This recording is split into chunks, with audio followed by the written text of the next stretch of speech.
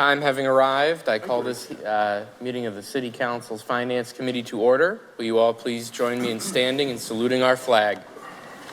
I pledge allegiance to the flag of the United States of America and to the republic for which it stands, one nation, under God, indivisible, with liberty and justice for all.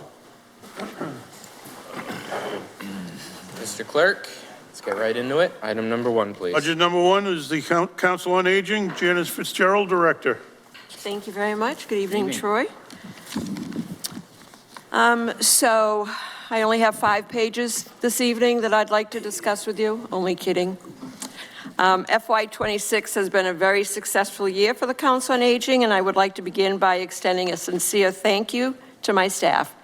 I am incredibly fortunate to work alongside such a dedicated and talented team. Their hard work and commitment have made many of our accomplishments possible. I also want to take a second and to congratulate Dr. Clarkson and his team for once again producing a nationally recognized budget book, and for your team for being right there alongside us all during this process. Some of our highlights this year include welcoming more than 450 new members to the Council on Aging, successfully filling 3 key positions. Lauren, Christina, and I became ServSafe managers so that we can get our cafe up and running. We're starting the process of working on our 3-year rolling strategic plan. And we've expanded our outreach services into local housing sites. In addition to our outreach coordinators' efforts, we are now scheduling our wellness nurses to provide services at housing locations 1 day a week. Speaking of the Wellness Nurse Program, for those who may not be familiar with it, the program launched in February after we secured funding to bring registered nurses to the Council on Aging 3 days a week into a housing site 1 day a week. The nurses provide supportive wellness services, including vital sign monitoring, medication, education, health and wellness counseling, to name a few. The program has exceeded all expectations. To date, our nurses have completed more than 500 client encounters. This demonstrates a significant need for these services within our community. Additionally, yesterday and today, they conducted bone density screenings, and we had over 100 individuals attend. I am continuing to work diligently to secure funding so that we can sustain and expand this much-needed program.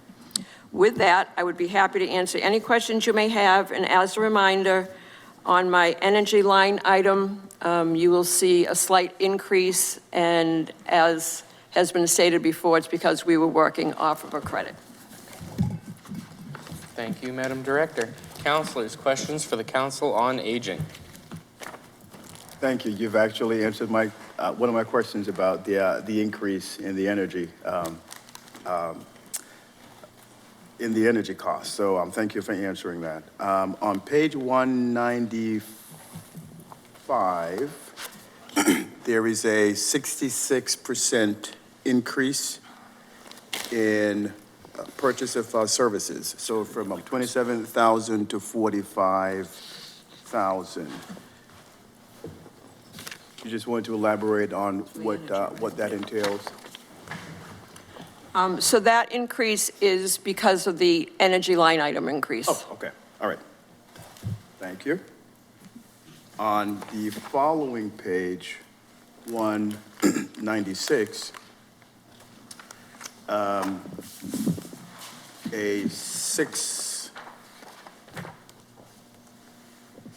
make sure I'm reading it right.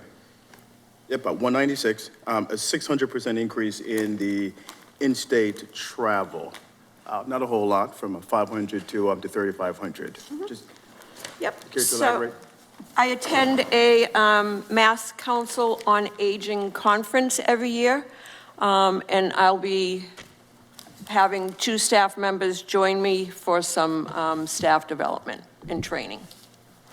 Do you know the rough number of seniors we have in the city, and what % of that are you actually servicing? Yep. So we have, from the last census, we have over 21,000 older adults, 60 and older. And we have, for a membership, over 10,000 of those 21. Back to 192, under your performance measures. So your target increase in new members for FY '27 is 550, so up from 417 in FY '26. Do you care to just share what your strategy is or has been to increase those numbers? Sure. So as I stated, we have filled 3 positions. One was a full-time outreach coordinator. So now we're able to get out more into the community and do some outreach. We just rebranded, so that's attracting a lot of our older adults. We have this brand-new building, which is every day bringing in new members. So we are really out there marketing to let people know we're there to help them if they need the help. Thank you, thank you. Your work is precious and most appreciated. Thank you. Councilman Castro. You've got part-time salaries of about $40,500. I'd like an idea of what those are for. So the part-time junior clerk is she's a receptionist, secretary, that's Ruthie Graham. And then we have $20,000 for a van driver that we haven't filled a position for. Okay. And are you planning to fill the position? Yes. Okay. That's it for the Council on Aging. Thank you, Madam Director. Thank you so much. Nice job. Thanks, Joyce. Budget number 2, we have contributory retirement. Jean Martineau, Director. Good evening, council members. I'll start off tonight, like I usually do, with just a brief introduction for those who don't know what the retirement system is about. The retirement system in Brockton was established in July 1, 1936. The system consists of approximately 1,325 retirees, over 3,000 active and inactive members. The city, the Brockton Housing Authority, the Brockton Area Transit Authority are also contributing members to the system. Chapter 32, Mass General Law, Chapter 32 is what governs us, and it mandates that we have a 5-member board. 2 of those members are elected by the membership, 2 of those are appointed by the mayor, and the 5th member is an independent appointee by those other 4 members. It's a board's duty to provide secure retirement benefits to the pensioners and the beneficiaries by careful oversight of investment practices. Now, the daily operations are overseen by myself, the executive director, and the staff. We continue to update the board on important policy matters, changes in case law, et cetera. We're committed to earning and maintaining the trust of the participants through quality customer service and by protecting future benefits in compliance with Mass General Law, Chapter 32, 840 CMR, and case law. The request that comes before you is an assessment, and that assessment is developed by the actuary and approved by the Public Employee Retirement Administration Commission. They are the state regulatory agency that oversees us. The request for the city's portion for FY '27 is $20,162,254. Thank you, Madam Director. Thank you. Budget number 3, Fire Department. Brian Nardelli, Fire Chief. As I know this is night number 3, I will make this my opening statement brief, although I think the clerk and the CFO would think that would not be the case, but I'm going to prove them wrong today. In the last year, Brockton Fire Department responded to 39,626 incidents for service. One of the things I'd like to just brief you on real quickly. I've been your fire chief now for 5 years, coming up in July. I spoke with all of you as well as the CFO, as well as the previous administration, and now the current administration. And I talked deeply and passionately, like I always do about the fire service, about staffing and the importance of staffing. I recently, within the last couple of months, had the opportunity to sit before the Public Safety Committee and discuss some of the changes we've made over those past 5 years. I'm going to give you a couple of numbers and then allow me to explain. In the last 3 to 5 years, our working fires are up by 52% in the city of Brockton. That is what we send if you call and you have a fire in your home, and we can accomplish taking care of that fire with the initial complement of apparatus that is sent. Now, to the layperson and anyone watching at home and any one of you right now, you would think that that number is extraordinary. I can assure you it is not. Our multiple alarm fires are down by 64%. This goes back to the staffing comment I made initially. The administration, the CFO, and all of you have made a commitment to staffing. What that has allowed us to do in the Brockton Fire Department is that has allowed us to put more firefighters on the ground earlier in an incident. You've heard me say this before. The fire not only, when I first came on, doubled every minute, it now quadruples every minute because of what is burning in your home. Because of that commitment to staffing, you have allowed us on the fire department to put a piece of apparatus in the service that has allowed us to fill holes where they weren't before, the heavy rescue that a lot of you came to the inauguration of, and it has allowed us to increase the staffing on each vehicle. As we come to the 1-year anniversary of the Gabriel House fire, and staffing was such a hot button issue, I think it is important for all of you to know what you have accomplished and allowed the Brockton Fire Department to do over this past 5 years has made a major difference. Because if you look at fire deaths from the same 6-year period prior to 2020, we had 6 fire deaths in the city of Brockton. In the last 6 years, we have had 1. Now, 1 is never what anyone wants. But that commitment to staffing has made a huge difference, because in those past 6 years, we've also made 18 rescues in active live fires that our firefighters have received awards for. So I think it's important for you to understand, and everyone to understand, that commitment that was made to myself and our command staff and our firefighters that many years ago has made a monumental difference in the life safety of the residents of this community. So I will leave you with that. I'm not sure if the clerk was timing me, but I think I got in under last year. Councilor Farwell? So I view these as an opportunity to get information out to the public, and so if it isn't a kumbaya moment, you know it's not personal. It's Understood. I'm really fascinated by the fact that you don't have a recruitment problem, unlike the police. I mean, we struggle to find the qualified candidates for appointment to the police department. The fire department just doesn't seem to have that issue. Any idea why, where you're both operating roughly with the same parity for wages in the same city with the same, governmental structure? But it intrigues me that you don't have those issues. Yeah, so, Council, I'm not really sure. We've talked about this before. When I first took over, our numbers were way down for actually taking the civil service test. We began to do open houses along in conjunction with civil service, and our numbers are up over 22%. As of January, they're up over 22% from what they were back in 2021 when I first took over and started looking at the numbers. I can't answer the question without saying what the Brockton Police does every day is a monumental task in any community.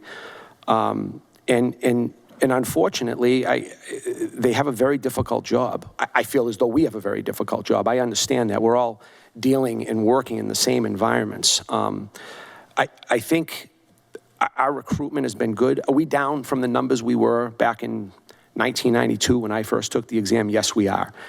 I think you're going to start to see a swing in that. Civil Service has even come out and said we've seen a swing in the amount of people are taking the exam throughout the Commonwealth. I hope, and I think a lot of it has to do with our personnel. I think one of the big things is I have people knocking down my doors asking for lateral transfers into this department. And that's one thing I don't talk about. I teach often at the Mass Fire Academy, and I have people that would take demotions in rank to come to the Brockton Fire Department as a firefighter. We have great people. I am blessed every day with the people I have the opportunity to work with and be able to see what they do and appreciate what they do.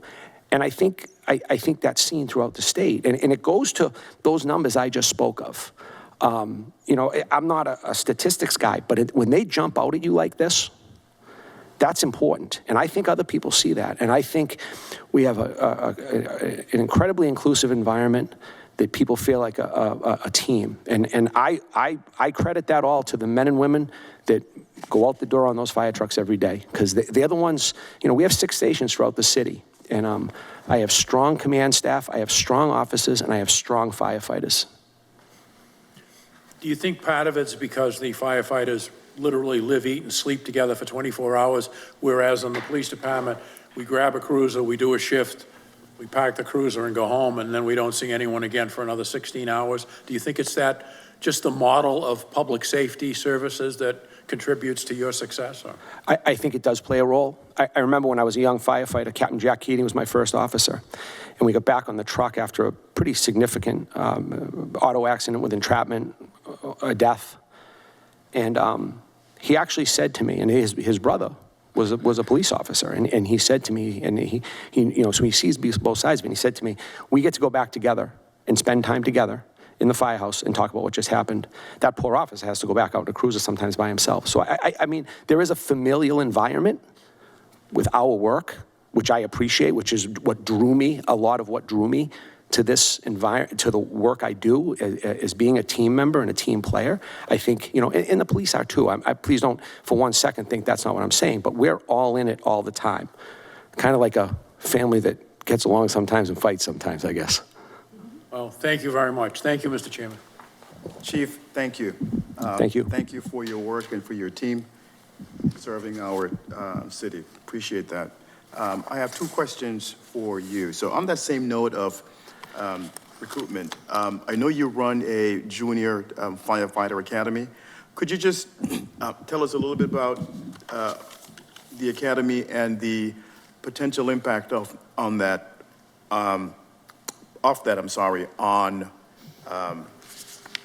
recruitment? Sure. So I can talk. I think the youth academy we have is incredible. One of the things I looked to do when I first took over was to start a youth academy. I was not a kid that was a real. I didn't have visions of going to college and living a lifestyle where I'm going to be an academic or anything. I was a hands-on person. I wanted to help my community. And when I got out of high school in 1990, I didn't know anything about how to become a firefighter. Now I went to my local firehouse. I talked to people. They keyed me in. But that's not every kid's going to do that. So when I first took over, I wanted to start a youth academy. And for whatever reason, there's a lot of things that get in the way. We were trying to increase our staffing, a lot of moving parts.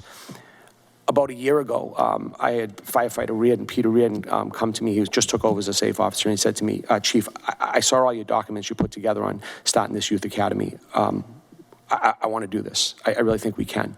And I said, that's awesome. Let's get it done. And he's done incredible work. We set up a curriculum.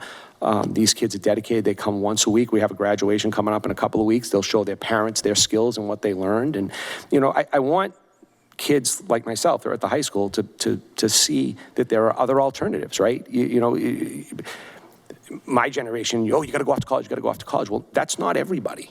And there are other opportunities out there. And it's important for those young adults at Brockton High School and beyond other places to do the same thing. Thank you. And I think that program is incredible. I think it is visionary. And I'm happy to see that. And I hope this stays around for as long as we can keep that program. So thank you for doing that. Thank you. My second question is from page 278. And this is in regards to the reduced response times that you noted. Sure. So from we're down to Yes. 4 minutes, down from 5 in FY25. Mm-hmm. Yeah. we've had some changes, the new public safety building, the other station on Pleasant Street. Is that currently offline or will be at some point? It will be, hopefully within the next month or so, we'll be moving in the new building. I think some of the stuff that played a factor in this was we were able to add another signal maintainer. We were able to upgrade our Opticom system. And we were able, again, to put another piece of apparatus in service in that critical year you saw where we went from 5 to 4. Putting that piece of apparatus in service now spread the wealth between more apparatus around the city. So our first fire district that handles from about Allen Street up to about Richmond Street, outwards to Montello and Warren Avenue, that first fire district is our busiest fire district in the city. Putting a third piece of apparatus that plays a critical role on the fire ground, but also can handle those what we call still alarms when we go out to, whether it be medicals, car accidents, alarms ringing, whatever they are, they were able to handle that. That brought the overall response times in the city down because now there were trucks available in that first fire district where when we only had 2 before, now we have 3. Were there any outliers? I'm taking these to be your average Yes. response time. Were there any outliers, and can you identify ways in which those outliers could be remedied to Sure. kind of, areas of improvement? Absolutely. The outlier is North Pearl Street at Oak Street Extension, south to about where we live.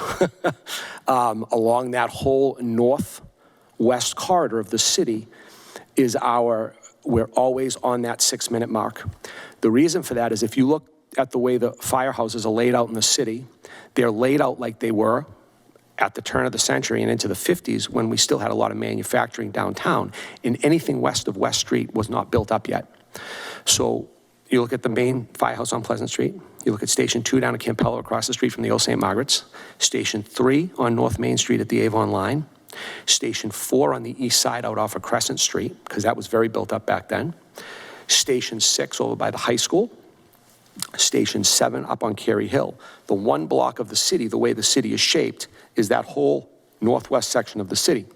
Now, I've had ongoing discussions with Mayor Rodriguez when he sat on this council, as well as now as the mayor, that's something we are looking to remedy, is to build a firehouse in that area and staff a piece of fire apparatus up there to keep those times even lower. Now, if that was the case, we could bring the overall times down even more, not just the outliers. With all the building that's going on up in that area, I know the planning board and the former planner had worked on the entire BMC South area and all of the potential medical investments that could go on up around that area. That could become even busier than it is now. So I think long-term, that will be a great investment. I don't know if we're financially in the position to do that right now, but it is something that is my next venture that I would really like to see move forward. Budget number 4, BEMA, Stephen Hook, Director. Good evening, Council President, members of the City Council. Thank you for the opportunity to present the fiscal year 2027 budget for the Emergency Management Agency. First, I would like to thank our staff and volunteers for their dedication, professionalism, and commitment to serving the residents of the city. Their efforts are critical to the agency's success and our ability to respond to emergencies and support the community. The proposed FY27 budget is largely level funded and reflects our continued commitment to provide efficient, effective, and reliable emergency management, emergency communications, and public safety support services to the residents and businesses of Brockton. The budget maintains the agency's core operational capabilities while ensuring we remain prepared to respond to emergencies, natural disasters, public safety incidents, and other critical events that may impact our community. I appreciate the Council's continued support of the Emergency Management Agency and our mission to protect the residents, businesses, visitors of the City of Brockton. And with that, I'm happy to answer any questions. Thank you, Mr. Director. Director, on page 266, public safety equipment purchased, you have 3 for FY27. What are those equipments you're planning to purchase? Well, as you know, Counselor, we rely on grants typically to purchase equipment. It looks like it's going to be a challenging year for grants from the federal government, unfortunately, but typically that equipment is light towers, signboards, generators, stuff like that, things that we can use to support public safety mission. Budget number 5, Department of Public Works, Commissioner's Office, Patrick Hill, DPW Commissioner. I'm going to attempt to keep all my speeches pretty brief for everyone. So I think over the years, everybody understands what DPW's role is in each and every department. The budget in front of you right now is a budget that's a general fund budget, which is basically the central administration for the Department of Public Works, where we maintain regulatory compliance, fiscal tracking, and personal management. We also manage all of the grants and construction projects throughout the city. Currently, we are managing grants in cybersecurity, biosolids, Chapter 90, environmental protection, the Thatcher Street landfill, municipal energy manager grant, small bridge program grant, shared streets and spaces grant, safe streets for all, demonstration grant, complete streets grant, a sidewalk earmark that came from the state for the New Heights Charter School, the RAISE grant, which is soon to be underway, culvert grant that I'll be bringing in front of you very shortly that came from the federal government through the earmark process. And for projects, we are managing the replacement of a 20-inch water main on Montello Street and on Lawrence Street, replacing of the culvert on Newberry Street, the Warren Ave two-way project, the biosolids upgrade project, and the culvert replacement at Keith Field. Next year, we expect to be underway with the Cashman Road sewer, which will be a sewer project that will go under Route 24, and another phase of sewer lining throughout the city. And that's all I have for that, and I'm happy to take any questions. All right. Counselors, for the Commissioner's Office. Commissioner's Office, Counselor Green. Commissioner, just one quick question for you, just point of clarification. So on page 199 for FY27, you listed 5 staff members, but on page 201, there are only 4. On page 199, Counselor, the target was 5. So that would be what we hope to be at this year. Currently, the staffing level in fiscal 26 is 4. So you're hoping to move that up to 5? That's correct. Okay. So is the plan to, where's the funding for that 5th? I would expect that will be. Come back? I expect that any kind of positions that may be added to my budget will be back here to discuss funding. And Counselor Farwell. Commissioner, before you came in, or perhaps you were here, I mentioned that to me, these budget hearings are more than just an exchange of financial information. It's an opportunity to have departments held accountable for how they spend their money and for how they will spend their money. But I think it's also an opportunity for someone who represents the constituents of the city to offer some comments that I think are germane to what we do as a city, and in particular, what we do with the DPW. And I believe the DPW is dysfunctional in its current structure, and I won't get into all of the different 7 disciplines here that we're going to go through. I do think that your strengths are in operational type issues and not administrative issues. This is not dissimilar to the state police in Massachusetts, where when I worked in state government, it was decided that there needed to be a chief administrative officer to take a lot of the responsibilities away from the Colonel of State Police and allow the Colonel of State Police to function on those operational and other activities that are so critical to the community.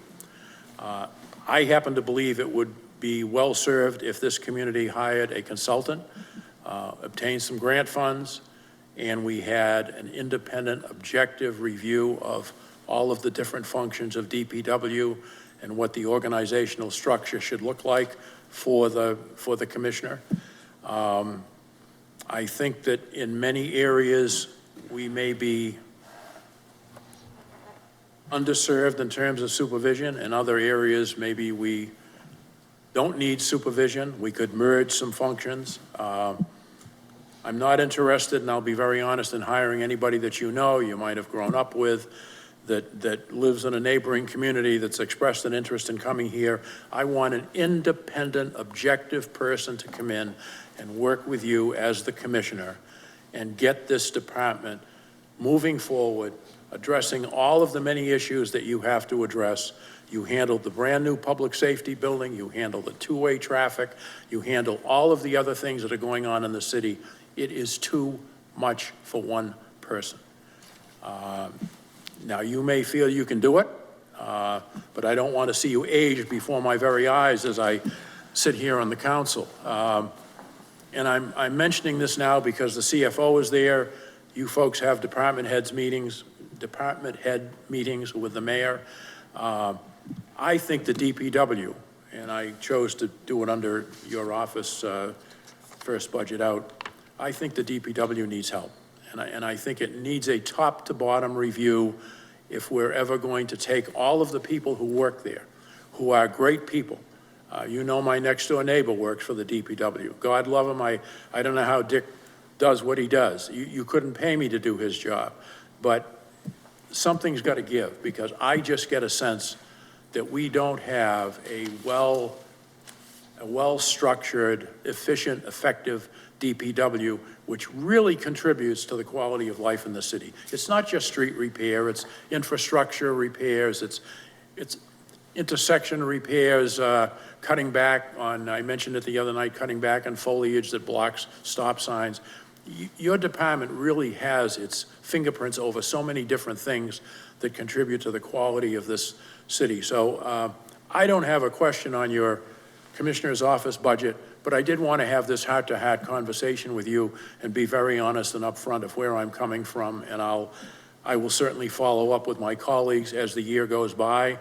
But I hope a year from now, you're in a better position, we're in a better position, and all of the men and women who devote themselves to the DPW get a better sense of our support for them and the priority that I think the Department of Public Works deserves.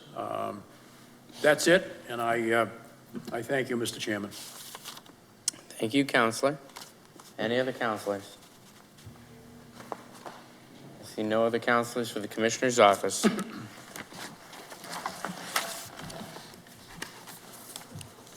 Budget number 6, DPW Engineering. Patrick Hill, DPW Commissioner. Commissioner, good evening. Good evening, councilors. So the engineering department over the years has dwindled down. Right now, currently, we have a staff level of 3. Their general function is to deal with the mapping, civil design and reviews of individual projects as they come through the city, and they oversee quite a bit of our internal construction work through our Chapter 90 program. Another function that has recently been added to engineering is GIS. I can't speak enough for how important that function is to this department. As we go through the years, GIS has taken on a major role in both engineering and every department throughout the city.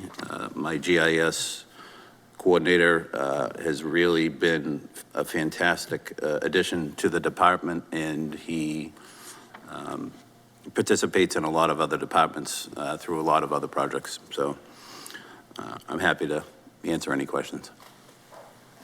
Counselors, questions for engineering. Counselor Farwell. Just very quickly on page 210, let me double check and make sure I'm in the right spot here. And maybe Dr. Clarkson can pull up the information. You only have $5,000 in other contract services. My understanding is that we use Apex Engineering a great deal for stormwater management and engineering review. I got to figure we pay them more than $5,000. Dr. Clarkson, do you have any information on, or does anyone have any information tonight on how much we've paid them for engineering costs? I could absolutely get you that cost. Megan can get that together for you, but that's paid out of the stormwater budget. So any of the stormwater review Okay. that takes place comes out of the stormwater budget. Okay, so it's separate from the engineering. Correct. Okay. The other thing I would say to you, in keeping with my earlier remarks, and I fired a shot across your bow last year. We're going to get into the weeds on the effectiveness of engineering and the city engineer, the quality of work, the timeliness of work. I'm tired of hearing from developers and attorneys that things are bogged down. I know there's a pending ordinance change, which initially I've read, and I don't agree with putting you necessarily or government people in charge of stormwater management and determining the fees, because that's kind of self-serving if the fees come back to fund whatever operations you want.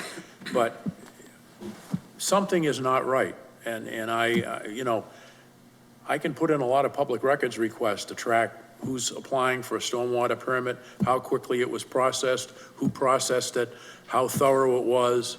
I mean, I don't really want to do that, but what is it going to take to kick that operation into high gear? So that operation is actually functioning now, finally. The biggest issue, and I know we're talking about engineering, right? Yep. And that's more of a stormwater issue, but the biggest issue, and which is why we put the stormwater ordinance in front of you, is that there is a level of review that's completed on a design. And when it gets approved through the planning process or through the conservation, the level of effort that takes place at that point is consistent with the state standard. Our ordinance goes way over and above the state standard. So when people leave that process, planning or conservation, and they've developed and designed a plan to cater to the state standard, they then have to redesign a plan to cater to our standard. So that in itself takes time, that in itself takes money. And it's one of those things that we have seen over time has been holding up projects, because the level of effort that goes into the review process for our ordinance requires multiple engineers and a lot of time. So that is why we have shifted that function to an outside consultant to try to get these things done in a timely manner. That is why we put the ordinance in front of you to make those changes, so that the onus of the review process will be on the applicant, which I think will also speed things up a little bit. And it will keep things consistent with the rest of the communities around here. Because Brockton should not be unique with its stormwater ordinance. It should be consistent with the rest of the communities around here. I agree with you. And I will just close by saying this. I don't expect any employee, but I don't expect any engineering department employee to come in, close the door, take a nap, and watch TV during the day. And if I find out that occurs, you're not going to like the side of me that comes out, because I really take umbrage at that as a resident and as a member of the city council. So I'm firing another warning shot across the bow. If there's any employee that thinks that somehow we're going to overlook that, forget it. I'm not going to do that. So I hope I'm clear, and thank you, Mr. Chairman. And just real quick, Council, to date, we've spent $128,000 with Apex. Apex, Yep. 128,000? Yep. Thank you. And just so you know also too, about $80,000 of that was for the soccer project up on Howard Street, so. All right. Thank you. Thank you, Counselor. Thank you, Commissioner. Counselor Thompson, followed by Counselor Charnel. Thank you, Mr. Chair, and good evening, Commissioner Hill. I want to piggyback just a little bit on Councilor Farwell's comments. I'm finding that we're hitting a bottleneck on street acceptances.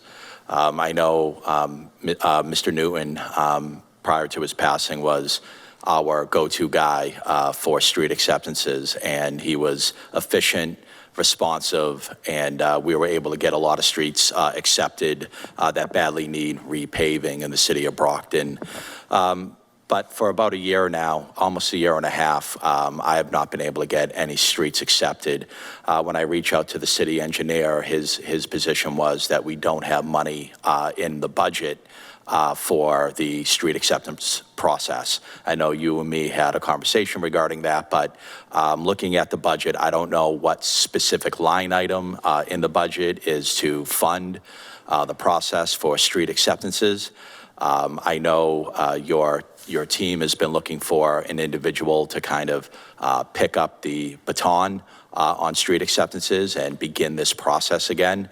Again, it's been about a year and a half since I was able to get any streets accepted. Can you just kind of, number one, do we have money in the budget to go through the process of street acceptances, and have we identified a person that would be in charge of that process? So technically, the city engineer should be in charge of that process, right? It's the level of effort to get a street accepted it will depend on the street. A lot of times, it's simply a survey and then applying a plan that we have on record that currently exists, because most of the time, the goal of getting a street accepted is so that we can use our state money to pave the roads, right? So the general infrastructure, the general design of the road does not change. However, you have to go through a survey process. The deeds have to be reviewed to make sure there are no liens on the properties. In the city layout, a public hearing has to happen, and then after the public hearing and the road gets accepted by this council, we would register it with the Chapter 90 program, and effectively we would get a little bit more money, because the Chapter 90 program is based off of accepted city streets and with lane miles. So I have, hopefully we'll have probably by July a plan in place to start dealing with street acceptances. Generally speaking, I would say every street acceptance probably costs somewhere about $15,000. So, we would have to engage with a survey company. We would have to engage with an attorney to go down and review the deeds. But I think there's ample money, at least to get the program started this year. We could probably get 3 or 4 streets done this year, and then we should be back into the general swing of things. Which specific line item do you pull from for street acceptances? In this budget, we could pull from the paper street program. We would have to pull from advertising, because we would have to advertise in the paper when we have a public hearing. Other contract services for the survey. That would be it out of this. So this upcoming fiscal year, you're saying that we have about enough money in this budget for 3 street acceptances? I'm saying that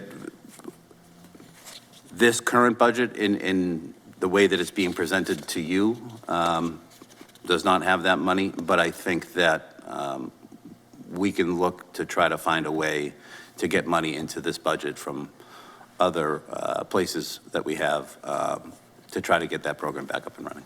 Great, because as you stated, it's a benefit to the city in that it increases our Chapter 90 funding. It's also a huge benefit to the residents of Brockton, who have not had their street paved probably ever since it was laid. And so the east side of Brockton, Ward 5 specifically, I know Ward 6, have older streets that really need some attention. And so once this program's back up and running, I think that will be a benefit to the whole city. Just lastly, on street paving, my understanding is sometime next month, we should begin the process of our spring, summer paving. Is that correct? The week of June 19th. June 19th, so next week. The following week. The following week. Yep. That'll be the first initial round of paving. Likely, we will do another round of paving in the fall. We've been trying to maintain our Chapter 90 balance and be responsible, because when shortfalls happen, sometimes we have to lean on that Chapter 90 fund to get things accomplished. And a perfect example of that would be the culvert over on Newbury Street, where, you know, that the approximate cost of that repair is $2.4 million. Now, I don't want to use paving money to do that, but it is a legal use of the money, and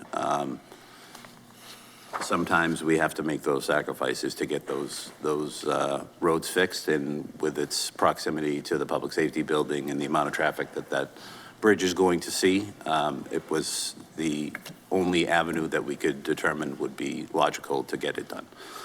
We have since received $500,000 from the state to repair that small bridge, but you know, we have 30 some on small bridges across the city, and I'm going to say probably 40% of them are close to critical stage. So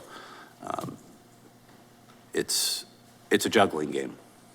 Understood. I mean, having safe and reliable culverts over our streets is a priority. So I understand the need to address our critical culverts and bridges in the city. When will we get notice of what streets have been accepted? For the list? For the list, right. I can talk with you tomorrow. Great. And then notice of if one of our streets are accepted, would there be notice so that the residents of those Notices streets? will go out prior to any paving. Yep, Great. and we'll be putting it on the website as well. Perfect. Thank you, Mr. Commissioner. I appreciate your time. Thank you, Mr. Chair. Thank you, Counselor. Counselor Charnel. In regards to the engineering department, the bottlenecks, what does that do to development? How does that, I mean, how much, that seems like it could be a significant cost to developers, you know, so is the process now working better or is it something that we have to revisit? Because again, we're hearing that, you know, development is down in the city, and I hope that this isn't the brunt of some of the frustration that developers may feel. So when we made the decision to move with a consultant, the very first project that the consultant got in his hands was the legacy field up on Howard Street.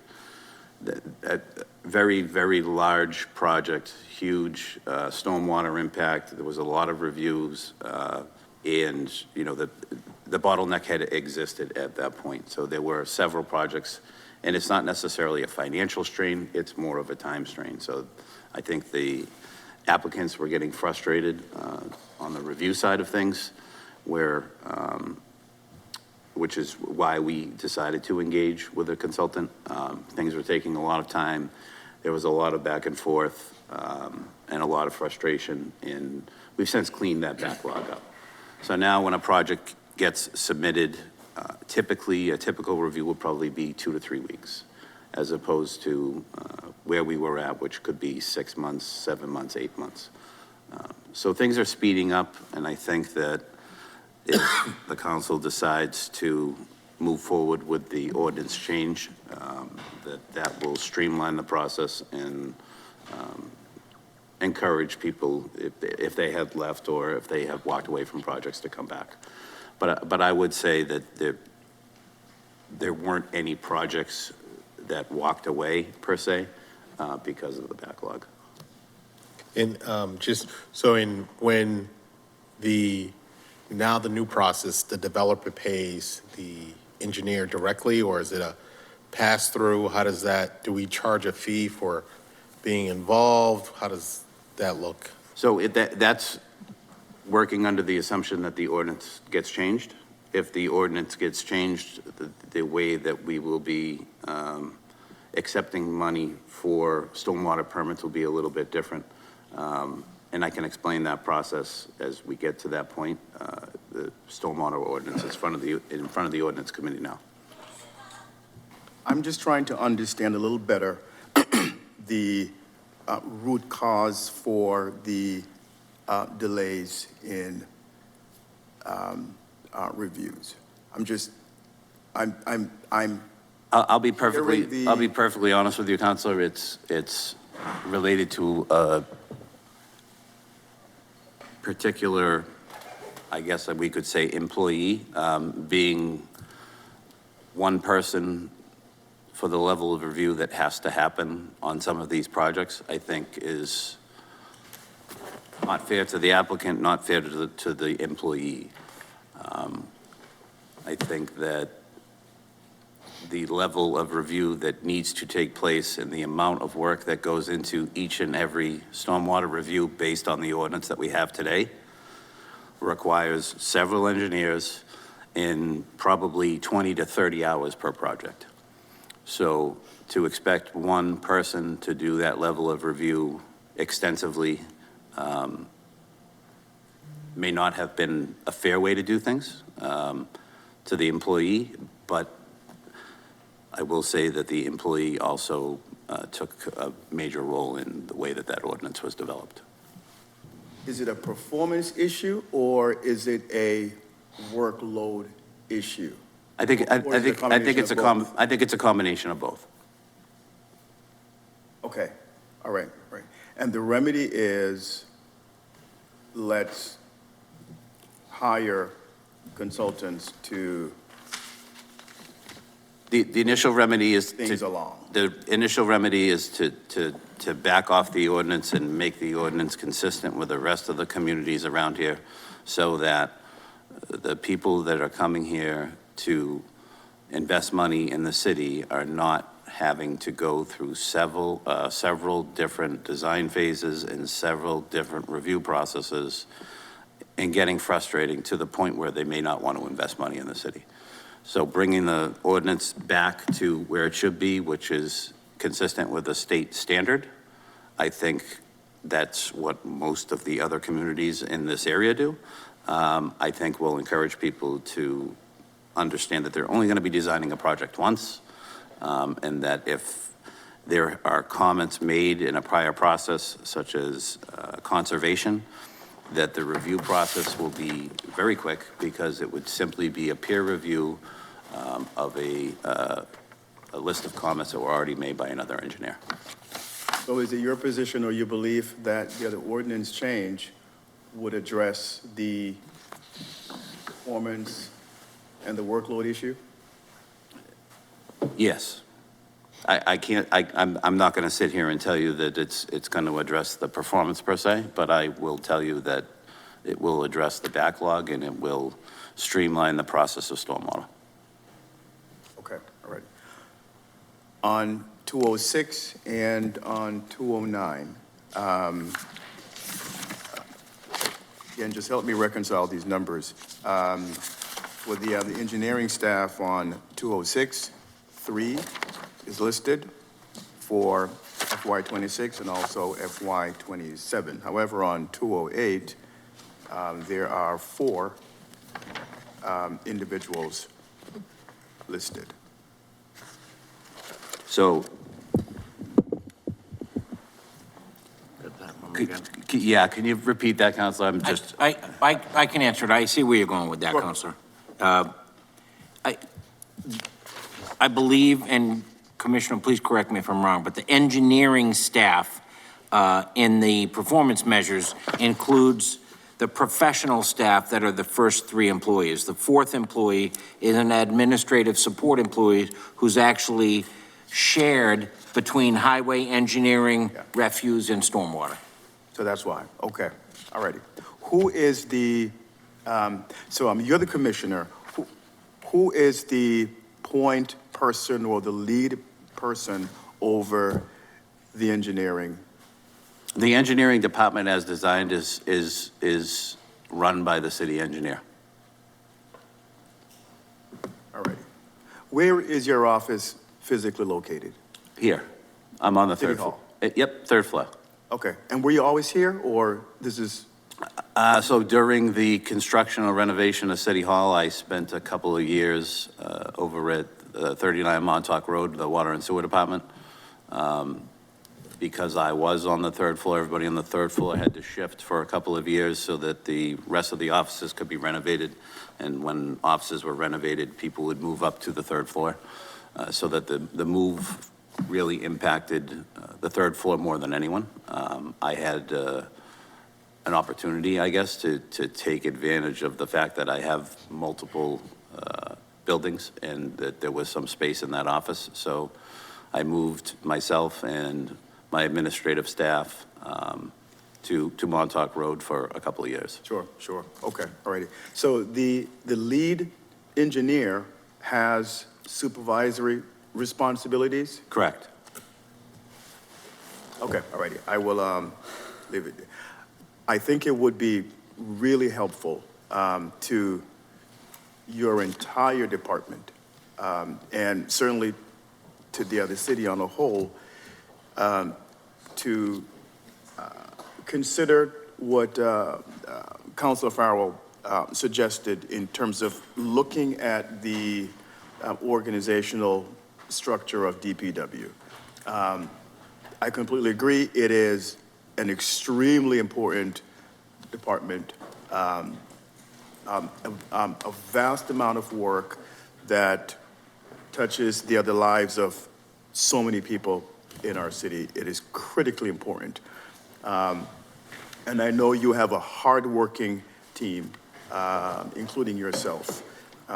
But structurally, I'm putting on my organizational hat. Structurally, I just have some concerns there because I don't think that the structure lends itself to greater efficiency. And I think there are some opportunities there for us to really consider, because there is a direct link between structure and efficiency, structure and output, productivity. So I just want to make sure that we have the best system and structure in place that supports the work and the important work that's done every day in your department, and to make your life a whole lot easier as well, too. So, but I think that is worth taking a look at. So thank you, Commissioner. Yeah, and I don't disagree. I think that over the years, on several different occasions, there has been studies done to look at the way that the DPW was structured. In 2016 or 2017, the entire structure changed. That in that structure change, it really depleted the supervisory level that took place for a very long time with superintendents. The superintendent position was eliminated. There used to be 3, and now we have none. We have one director who is somebody that oversees all of the operations, where the operations typically prior to that were overseen by 3 different individuals. It's not a great structure. It's a difficult department to manage, and every year we have lost people, right? So we go through budget issues, and it's not unrealistic to think that I'm going to lose bodies. Several years ago, I think the DPW was somewhere in the 115, 116 range. Now we're at 102. So some of those are supervisory people, some of those are boots on the ground people. And the workload has not changed. If it has only significantly increased. So I would welcome a study or someone to come in and look at the organizational charts and make recommendations. But I would hope that if we could get to that point, that I could get the support of this council anyway, to try to get some of those positions put back into place, because I do need help. I'm not going to sit here and say that I enjoy managing all of these fires. I don't. I'm fortunate to have the people that I have, and my team, whether it be my administrative team or my, the team, the guys out on the road, they do a very, very good job, but I don't have enough of them. And for the amount of work that needs to be done in the city, I think that a look at the organization and recommendations to increase or improve anything are welcomed. Thank you, I appreciate that, and I'm certainly committed to doing whatever I can to getting you the other help and the support you need. Thank you. Item 7, DPW Highway. Patrick Hill, DPW Commissioner. I think everybody knows here what the highway does, where we manage all the public roadways, the sidewalks, traffic markings. We do all the pothole patching, all the street paving. We do all the snow and ice removal. We do all the sidewalk repairs. We do all of the stormwater infrastructure cleaning. We do all the street sweeping. We do all the forestry work. We do all the river cleaning. It's a department that every year seems to inherit some more, and they're strapped, but we certainly do, in my mind anyway. I think that the amount of people that we have and the amount of work that we get done and the level of effort and the completion of work is impressive. And I hope that will continue. I have a great team down there, head by Eric Peterson, and every one of those guys this year especially pretty much lived here for a couple of weeks, and I think that's all I get to say about that. Councilor Green. Unprecedented snowstorm this year. What do you know the total spent for snow, ice removal? Or So we budget approximately $2.6 million for snow. $2 million in the snow removal line item, $600,000, I believe, in the snow overtime and the salt budget. I think this year we may have gone over that budget by about $800,000, somewhere in that ballpark. okay. Which may sound like a lot of money, but I will tell you that most, if not all, communities around us prior to that storm were already underwater. So we did submit a request to the federal government for reimbursement to not only cover that $800,000, but to cover some more money. We're not 100% certain whether or not we'll get that, but all the paperwork has been submitted, and it was a tough year. You know, we had two really, really big storms. We had that, obviously the major blizzard, but prior to that, we had a storm where we got 20 inches of snow, where it's difficult to push snow when you get to that level. 20 inches of snow is a lot. We're understaffed as is, and we do not have a lot of contractor participation. So every storm is a big deal when it's over 6 inches. This year, I mean, we've already started reaching out to larger contractors to sit down and have conversations with them now to see if we can get them to commit some of their equipment here to kind of offset some of the load here so that we're not struggling as much as we do when we see significant snowfall. But for what we have and the amount of streets that we have and the storms that we get, I think we've done a pretty good job. Okay, great, great. Are we doing anything differently in terms of liability requirement for independent contractors? I actually met with the law office yesterday and began that discussion so that when we do advertise and send out contracts, that the liability side of things will be reduced, hopefully encouraging some of the smaller people that we've had leave because of the liability issue. Hopefully those people will come back. Okay, great, thank you. And thank you for the early start in that discussion and planning. On page 212, you noted the planned purchase of four pieces of equipment. What are those? I would hate to limit it to 4 pieces of equipment. That's what we submitted. I don't expect that we will see that. We did, however, receive in the supplemental budget from the governor $1 million. So we're waiting for the governor to sign that bill. We will be purchasing several pieces of equipment with that money. as soon as we receive it, but what exactly those purchases will be, I still have to work out with my staff, but we know what we need to buy.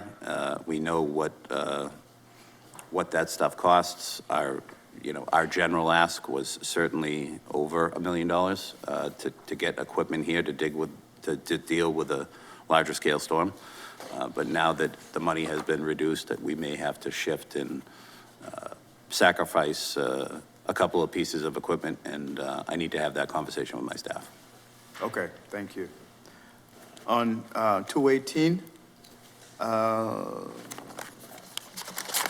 15,000 for property damage claim, and that's for FY26. Have you started that process of repairs yet for property damage? So we do, as soon as the weather clears, we start property damage. Some claims, this also pays claims that come through the law office. I will say that after that storm, we received 200 to 300 claims based off of property damage, some fence damage, some tree damage, some driveway damage. I don't know that $50,000 is going to cover it, but as it relates to the snow budget, any of the money that we can't afford to pay out of this fund will be put onto the snow deficit. Okay, so you just answered my next question. Thank you. Will your office contact property owners with an update or letting them know where things are in the process? I've gotten a couple calls about, where is my fence or my... So any of the physical claims that come into our department, they come through the law office. Each and every claim is answered. And then the law office works out the details, I guess. When the claims are submitted with a specific request due to a fence, say, I send my team out to look at the fence and make a determination. We write a report that goes back to the law office, and at that point, the law office deals with the claims. We do not deal with them personally. Okay, all righty. So they can expect to hear from the other law department? Absolutely. And if it's simply, a grass issue, we do have a list, and we do go out, actually, we'll be going out over the next few weeks doing lawn damage claims and stuff like that, so. Okay, great. Thank you, Commissioner. Thank you, Mr. Chair. Thank you, Commission. On page 217, for electric, FY26, you had none, and FY27, you're asking for 12,000. Can you explain that? Are we talking about at the top, Counselor, the electricity line item? On page 217, purchase and sales and service. Yep. The 383 to the 12,000? Correct. So last year, we reduced that line because we were able to kind of balance off the load with credits. We do manage the electrical credits within DPW now. However, those credits have been depleted. So this number only covers the building, the building that the DPW yard. The $12,000 Yeah. only cover Yep. the building. Okay. And other contract service, last year,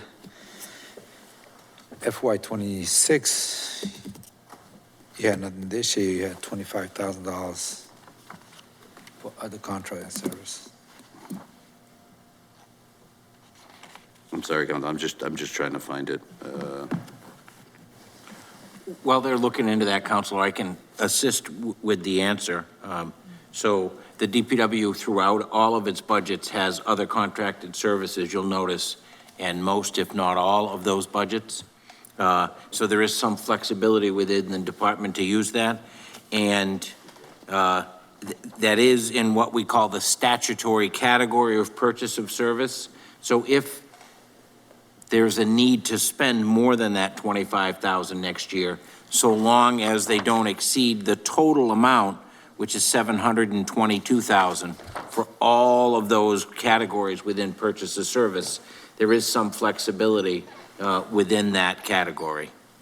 And that specific line item is for repairs, should we need to get assistance on any kind of infrastructure repairs. We have a contract with an outside vendor, a construction company, where if the repairs are outside of the scope of what I'm comfortable with my staff completing, that we sub them out. If something is 13, 14, 15 feet deep, requires a long excavation, equipment that we don't have, we have a contractor on. So that falls under that category. On board to make those repairs for us. Still on page 217, it says drain cleaning. Last year, you didn't ask FY '26, you didn't ask for nothing, but this year, you asked for $50,000. So street we and didn't do drain any- cleaning is one of those things that we do. This was one of those items in the budget that was shifted to the stormwater budget that has been since shifted back to the city budget. That's any kind of drain cleaning that occurs with catch basins. So we, 2 times a year, we have a catch basin company that comes out and cleans a portion of the catch basins throughout the city. Councilman Castro. Thank you. Good evening, Commissioner. Good evening. Page 217, again, this year, you're seeking $300,000 in paving. Now, I would imagine that's supplemented by state funds? So this paving, oftentimes what we try to do is to look at streets that may need repairs that we can't use state money with. Like This what? year, in conjunction and discussion with the mayor, we used some money to pave the Downey School. So this money is in place to pave anything. Oh, I'm sorry. Oh. This money is in place to pave stuff that we can't pave with our Chapter 90 money. Okay.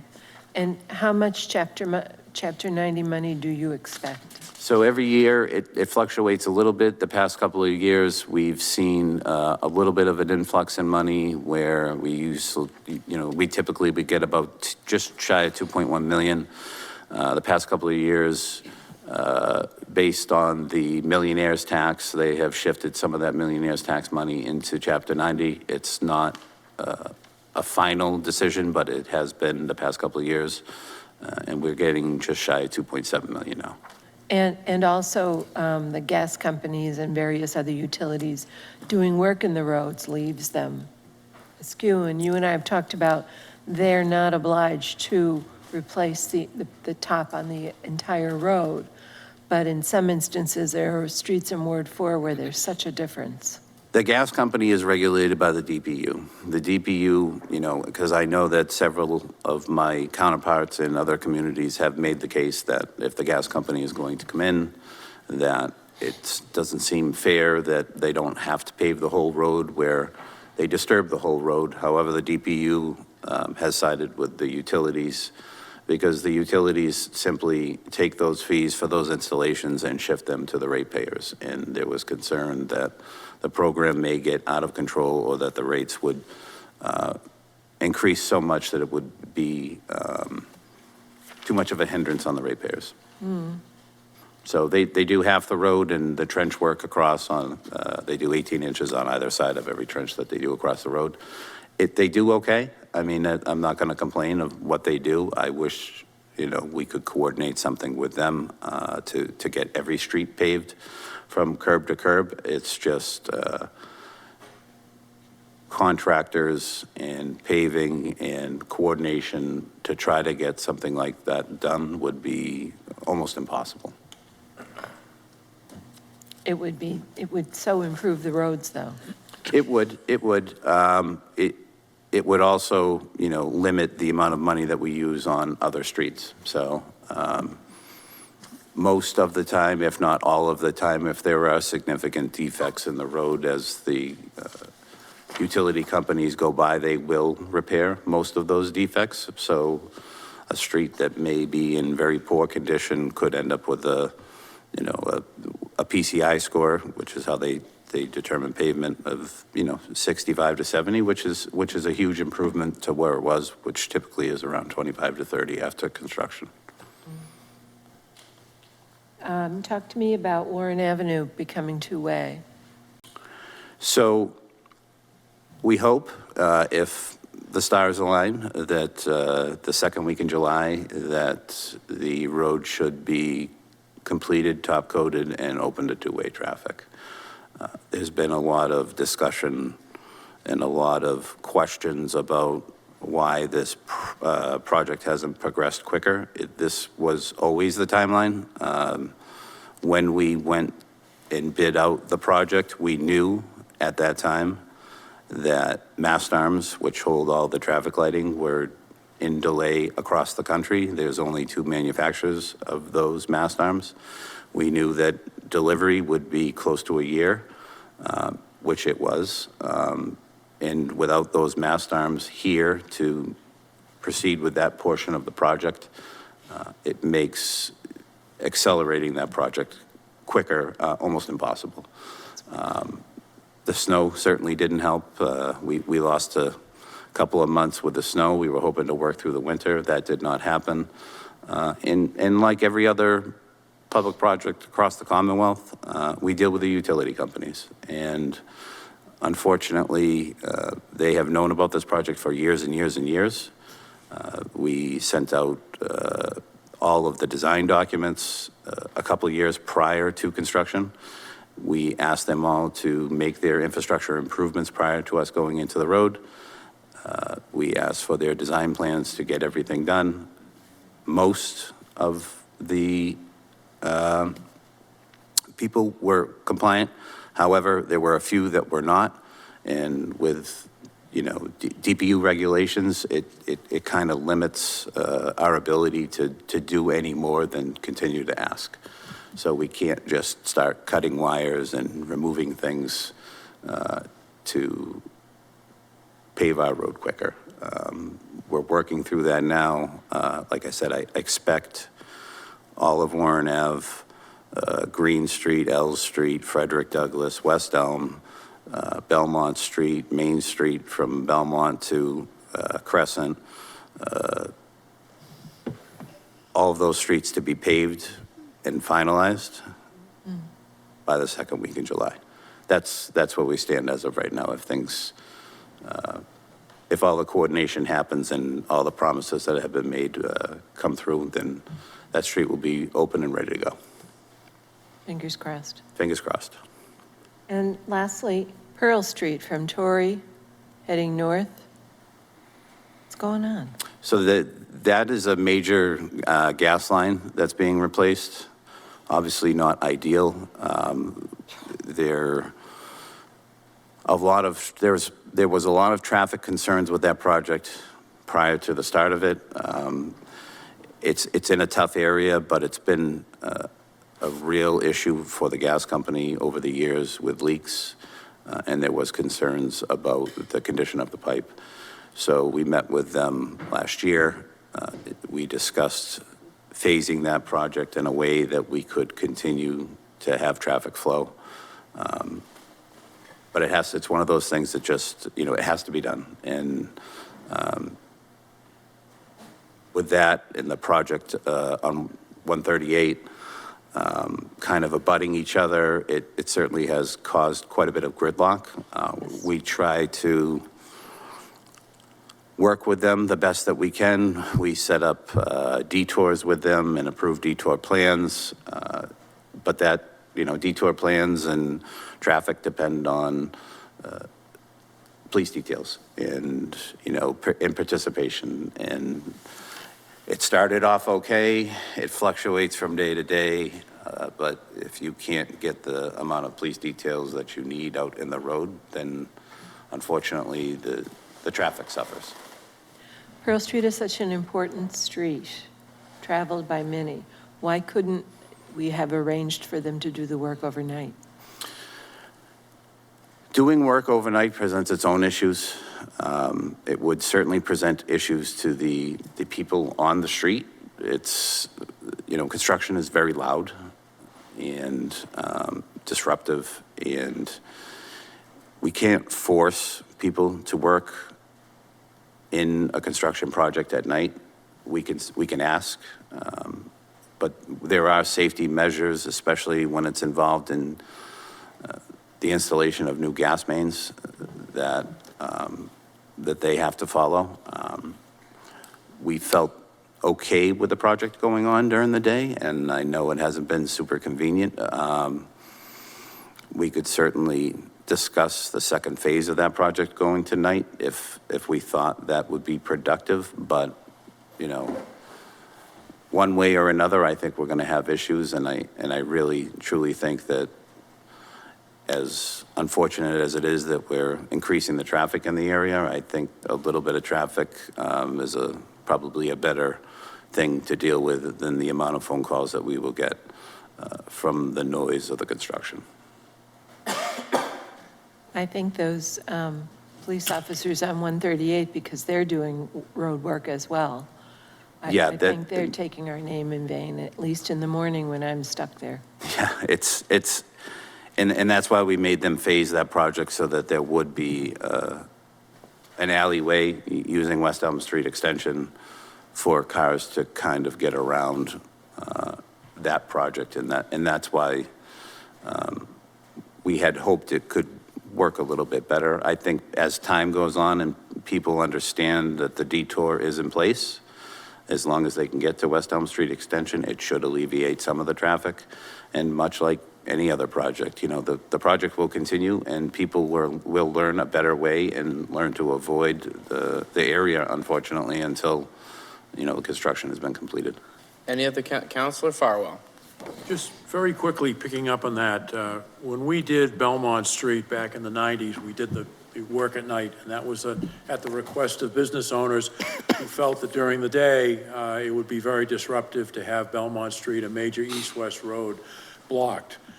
I think it's asinine to block during the day Pearl Street, where that is a major thoroughfare for ambulances coming in from possibly Raynham, Easton, West Bridgewater, to divert them down Torrey Street, up Rockland Street, and for many days until it changed, there was no officer at Rockland Street and Pleasant Street to help the traffic get out. And it's also during school hours. And I really think that these projects have to be very well analyzed, because a couple of minutes difference, if you're in the back of an ambulance with a serious medical issue and you've got to suddenly be diverted down a road, particularly down Rockland Street, it doesn't sit well with me, Commissioner. So in the future, I can't tell you what to do, but I also don't think we should dismiss it out of hand that, well, you know, they'll find a way around it, and well, they'll get down the roadway. It's not quite that simple. And I don't want to leave the impression that we are indifferent to emergency vehicles using a street like Pearl Street to get to Boston Medical Center. I would agree, Counselor, and I will also say that I am not the traffic commissioner, right? So the level of, I guess, compliance or the discussions that would have to be had if there were issues like that, likely or should be coming from the traffic commissioner. I can ask, I can issue permits. I can't necessarily restrict permits to a time of day. We can have those discussions with people. But if there is a concern about safety issues and changing the scope of a project, you know, I think that would be better served coming from the traffic commissioner. But I'd certainly be willing to sit down with both of them and try to work something out. You put it in the bid specs.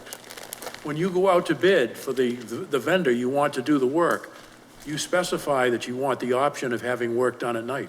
And then if the vendor wants to respond to the bid, fine. If the vendor doesn't want to respond to the bid, that's fine too. But when the city publishes those bids, we need the flexibility to make sure that we can address public safety issues. And I'll just leave it at that. That's what we had to do, and I think that's still a very valid thing to do when we issue these bids. I don't disagree, Council, but that's not a city project. So the city is not issuing the RFP or making the selection of a vendor to do that project. So this. When you say we're not paying for it. That project is, in its entirety, is Eversource. I'm sorry, is what? Eversource. Okay, but you issued the permit. I issue road opening permits, correct? Right, and so you have no discretion to tell them in advance what you expect if they wish to have a permit? As long as they're compliant with the conditions of the permit, no. I mean, we can certainly have conversations with them, but when it comes to compliance and traffic, again, I'm not the traffic commissioner. I have no authority over the police department. I have no authority over the personnel that sit on those details. I can't even shut a job down, to be honest with you. That has to come from the fire department. I might have misled you, and I'll leave it at this. You issue the permit. Are you allowed to set conditions for the issuance of the permit? Special conditions? Yeah, I don't. public safety related conditions. I don't believe that I can withhold the project, but I mean, I would have to look at that. Any other counselors for highway? Seeing none. Item 8, DPW maintenance, Patrick Hill, DPW Commissioner. My last general fund budget, this is the city's maintenance department. It's only 3 employees. It's the city mechanics. We also use this budget to pay for all the fuel costs and the fuel upgrades and management of the fuel pumps down on Oak Hill Way. Sure, Mr. Clerk. Item 9, DPW refuse, Patrick Hill, DPW Commissioner. Commissioner. Councilors, Enterprise Fund number 1. So I think certainly in recent time, everybody understands what the role of the refuse department is. We generally oversee the collection of the trash from our private vendor, which is Republic Services. There's 7 people in this budget. Most of those people on a day-to-day basis are chasing down trash issues that may occur throughout the day. They handle a lot of public dumpings that occur. We pursue finding those particular individuals when we can. We assist the Board of Health in all of their cleanup issues that they have throughout the city. And I think, as you all know, we're this year in a little bit of a deficit due to misunderstanding with the new trash fee. And I'm happy to take questions. On page 230, your line item for departmental equipment rent lease has really exploded. Sorry about that. I was just trying to figure out which one. That figure is set aside for the purchase of new barrels for next year. For the new barrels? For the new barrels. We're definitely doing that? It's certainly a consideration as of right now. We're kind of, trying to determine, based on the deficit that we have now, how we're going to be paying for that deficit. We'll be meeting with the finance office over the next week to determine how that is going to be paid. We have reached out to a vendor. We do know exactly how much those barrels will cost. We do know what the delivery time looks like. We do know what the payment structure looks like over 3 years. And that's where that figure comes from. But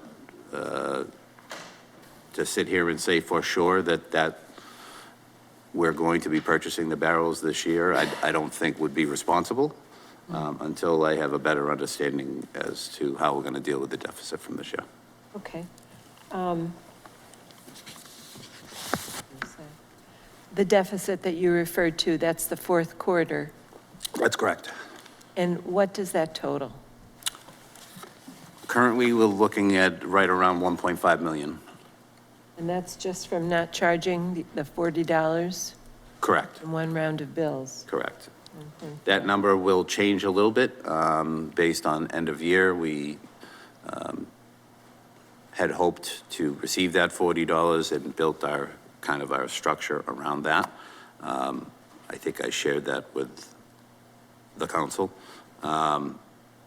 So any money that's left within this enterprise at the end of the fiscal year will be put towards the deficit, and what that number looks like for sure, I don't know. It could be $1 million, it could be 1.1, it could be 1.2. It'll be based on what's left within the enterprise. And that's retained earnings. No, that's just what's left in this fiscal budget. There are no retained earnings in this budget because the budget has been running On empty. on empty, correct. Yes, indeed. From that, a couple of lines is, of course, waste removal, and that's Republic. That's correct. Okay. And the one above it, trash contract / collection services, $50,000. What is that for?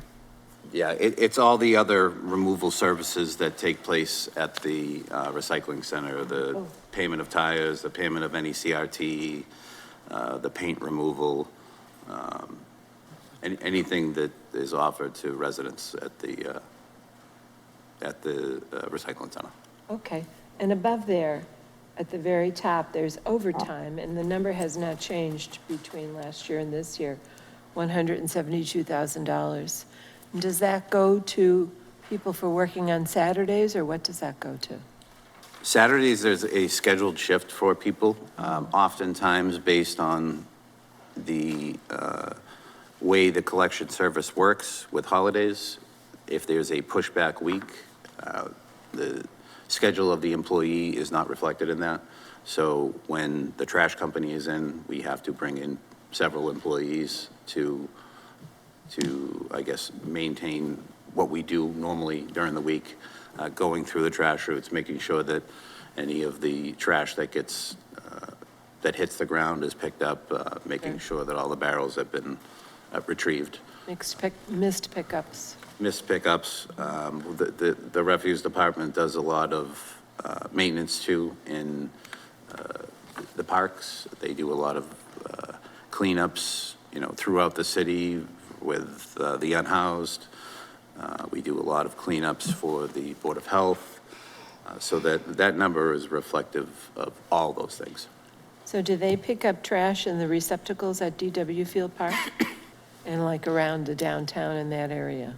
The downtown is actually covered by Republic 2 days a week, but we do ride the downtown daily to check the barrels. Yep.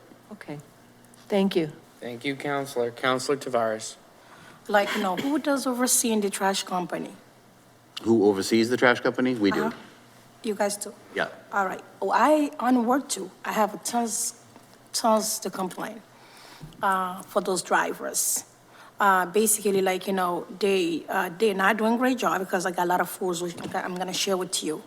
On the Thursday, I know on the work too, most of it is Thursday pickup. They get some trash, literally some driver, they don't care, left some behind. And they're not doing a great job.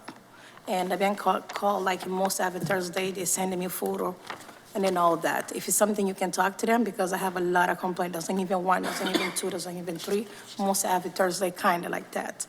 If you kind of, have a talking to them, I'd be much appreciated. Yep. Anytime people have trash complaints, I'm happy to deal with them.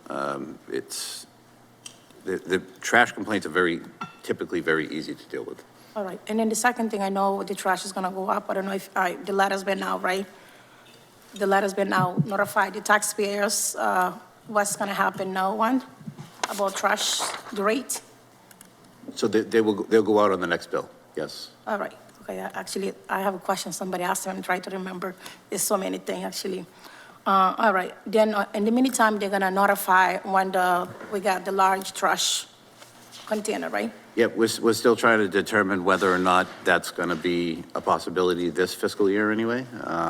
As soon as we have any information for anybody based on how we deal with the deficit versus when we can get those barrels ordered, we'll certainly let everybody know. All right. Do you have a kind of idea, expectation when that's going to happen? I would hope by the end of the month, we'll have a decision one way or another, which route we're going to go. If we order the barrels, typically we see a 6 to 8 week lead time. That would be manufacturing the barrels and getting them here. They will also be delivering the barrels and retrieving all the old barrels. So, I appreciate that. Then the last thing, I'm gonna just, again, repeat that, if you have a conversation with those guys, because as you know, your trash is going up, of course, and the cost is going up, and then they better kind of do a little better job, which is gonna help much with the burning out.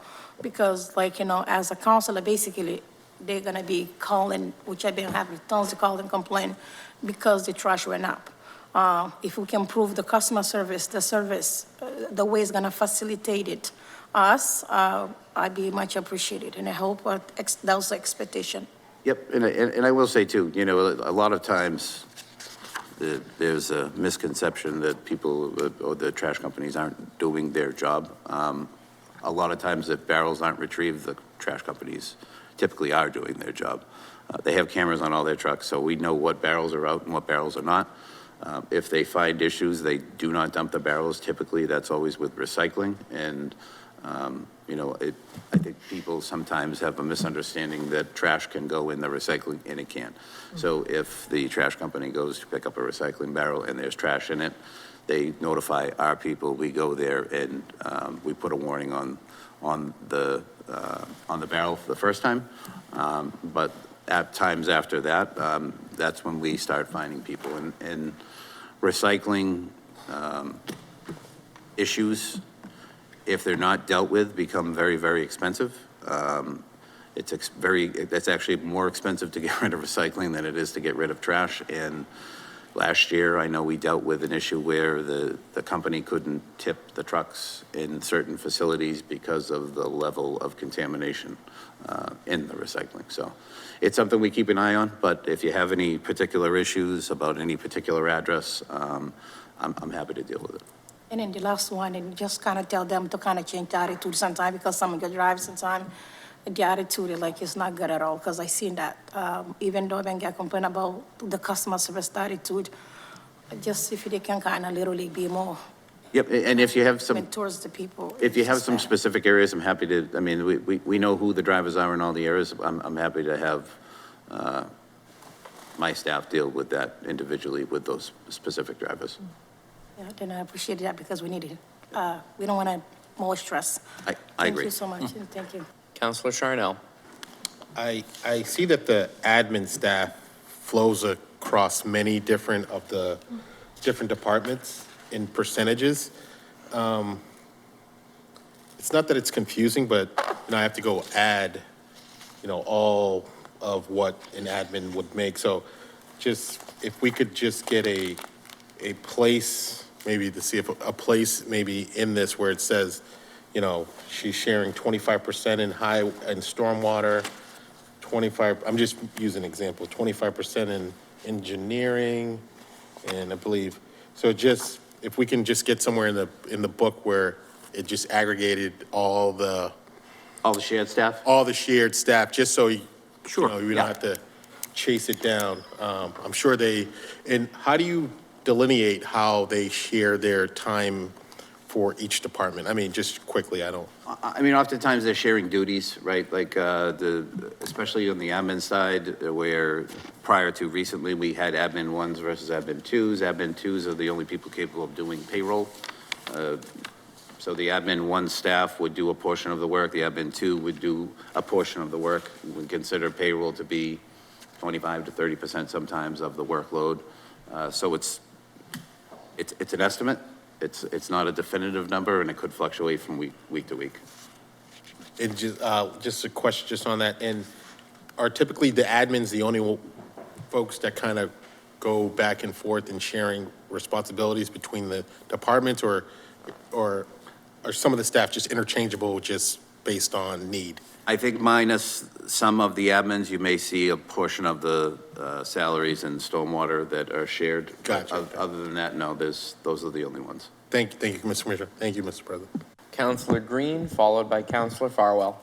Commissioner, all right, so let me go back to a couple of things. One, we have a projected deficit for FY '26 of approximately $1.5 million, right? And you're saying that figure may change. The figure will definitely change. I expect it to go down based off of what's left in the budget.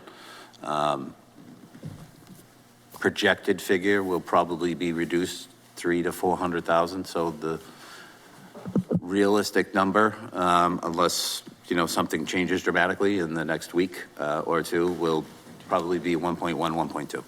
Okay, all righty.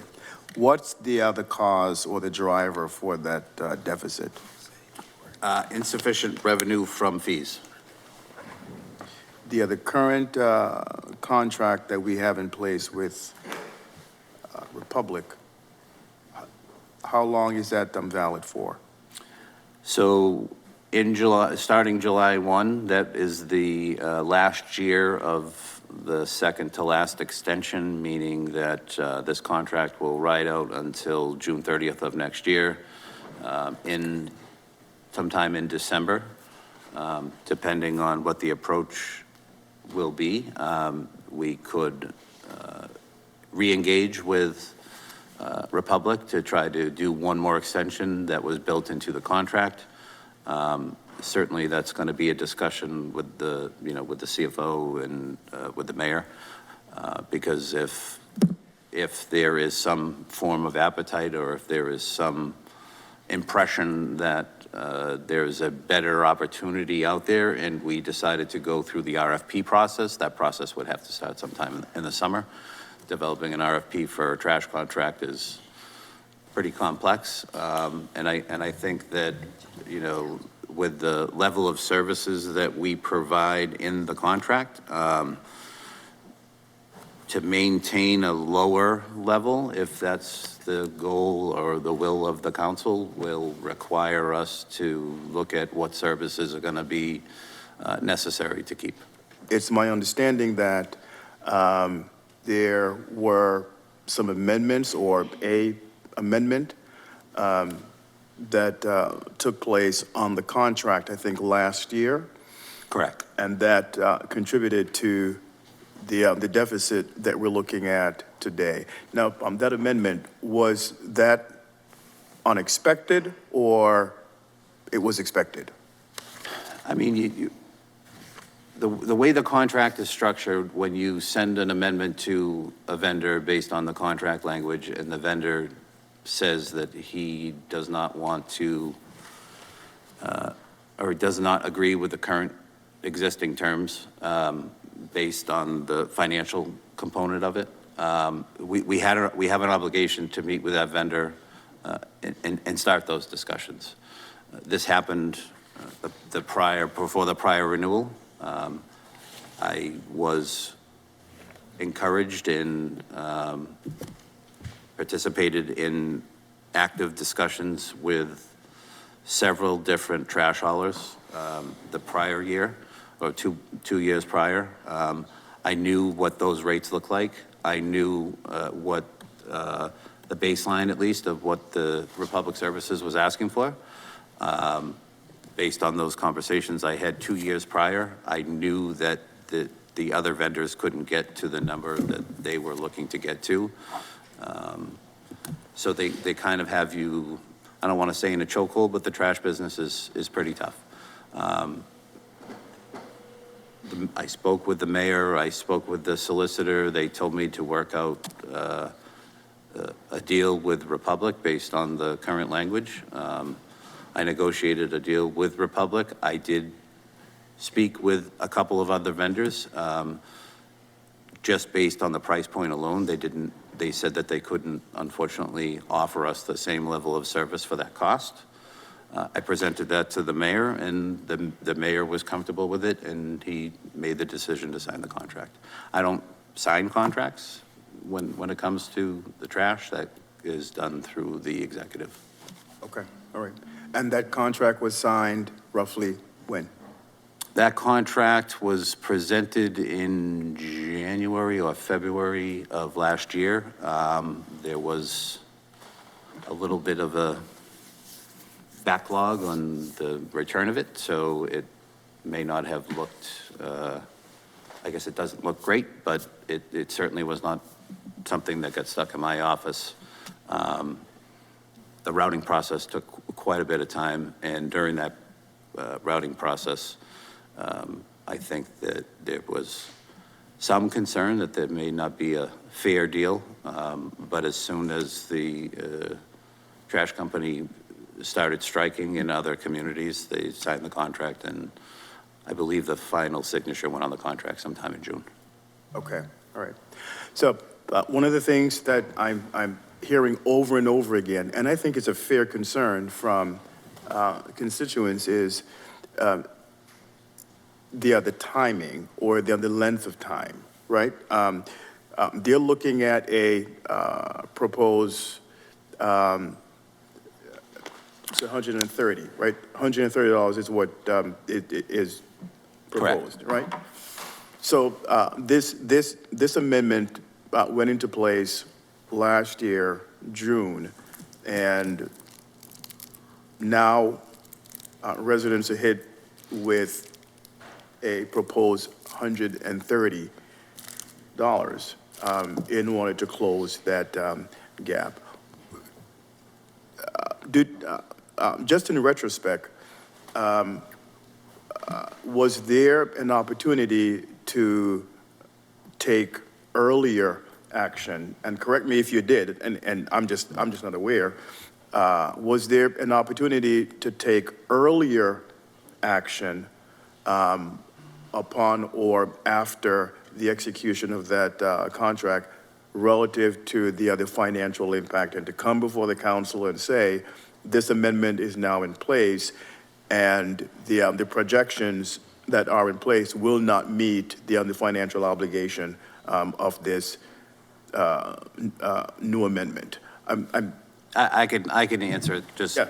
and it's, yes, Councilor, the answer is yes. So in 2024, we went to the ordinance committee to make an adjustment in the trash fee. At the time, the trash fee was $70. That trash fee was from 2004.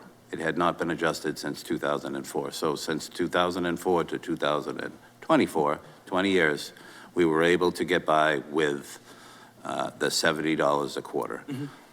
We knew, at some point that would no longer be sustainable. The recycling market has exploded because there's no way to get rid of recycling anymore. It went from $60 a ton to $110 a ton for disposal. So we knew that the bubble would pop at some point, but even based off the existing contract with no amendments, we knew that we needed an increase. At the time, in 2024, we asked for $110, knowing that this contract would eventually cost us more money. I mean, it's based off of not only a 2% increase, it's also based off of prevailing wage. Prevailing wage, again, has exploded. So in 24, we asked for the 110. If we had gotten the 110 in 2024, right now we probably wouldn't be having this discussion about a deficit. We probably would have to come back to the ordinance committee to ask for another increase at some point, but I'm pretty confident saying that this issue would not exist. However, it was, and we don't control, we provide the documentation, we provide the outlooks, we provide everything that is requested to us based off of what we see, the metrics, the numbers, everything.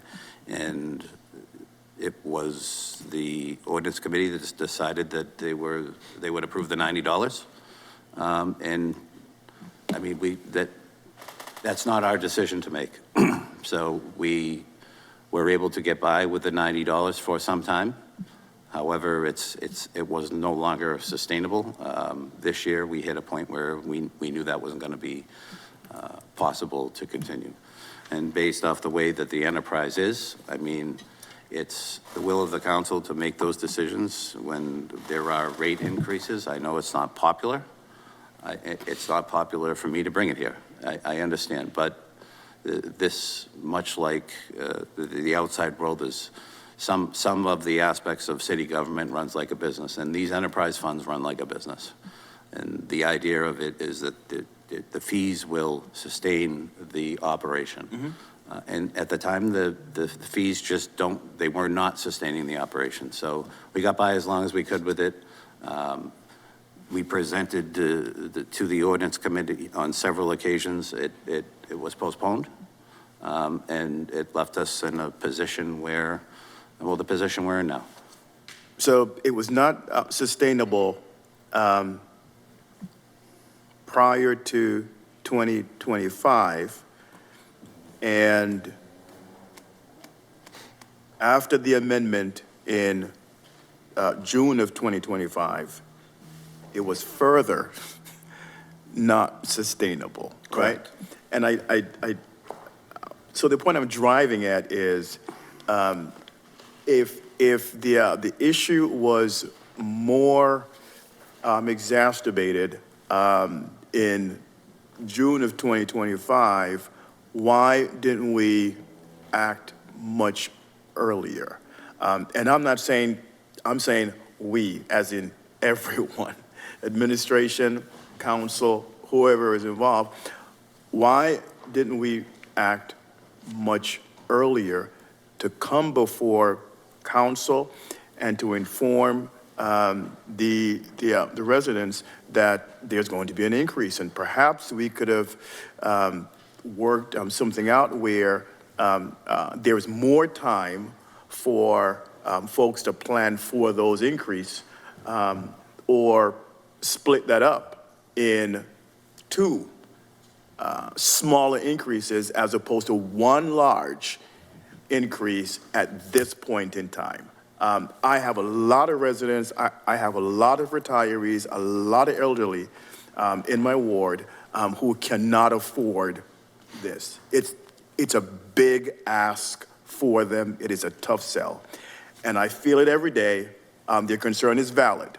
And everything else you're saying in terms of the challenges and the enterprise should be able to is designed to sustain itself. I clearly understand that, but I'm going to go back to the timing piece.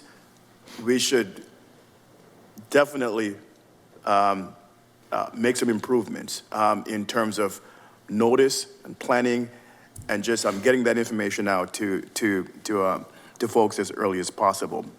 But again, I do understand the other pieces to the equation that you mentioned. Now, let's talk about on 230, this cost for the larger bins.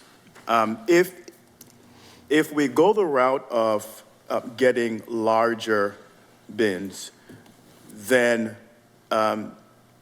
the assumption is that we're going to collect more trash in those larger bins, right? And I think that's a fair assumption, right? Which is going to result in higher tonnage for us. So, and if we have larger bins, then I'm probably more inclined to use less green bags, right? So what is the effect of the larger bins? Here's the cost, $535,000. Is that correct? That's 1/3 of the cost, yes. That's 1/3 of the cost of Correct. the bins. Yes, if we were to move forward with the barrels, they would be financed over 3 years. Financed over 3 years. Okay. But to answer your question about the tonnage, I would simply say to you that trash is trash, right? The city disposes of typically right around 25,000 tons of trash. The impact that, I don't suspect we'll get more trash. There's not more homes, there's not more service. The trash is the trash. We will see an impact on bag sales. You know, bag sales, 40% of the bag sales come back to the department. Yep. So we know that bag sales will be affected, but we built that assumption into the $130 rate, so that people would no longer have to go out and purchase those bags, that everybody would have a barrel, a 65-gallon barrel, which will take probably 2.5 times as much trash as the original barrel. It will also likely keep the city a little bit cleaner. Green bags it's a great program, but unfortunately, when you put green bags out, you expose those green bags to the outside, you expose it to the squirrels, you expose it to all the other animals. Sometimes they get ripped apart, sometimes they cause more issues. So we don't expect the tonnage to explode. We expect it to pretty much stay level, and the impact will be on the bags. So you're factoring the green bag and the other cost of the other larger bins that you're going to finance over 3 years in that 130? Correct.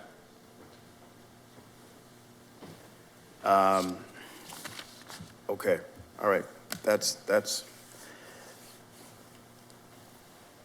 all right. Did you run a scenario where you exclude the larger bins? We keep the bins The current bins?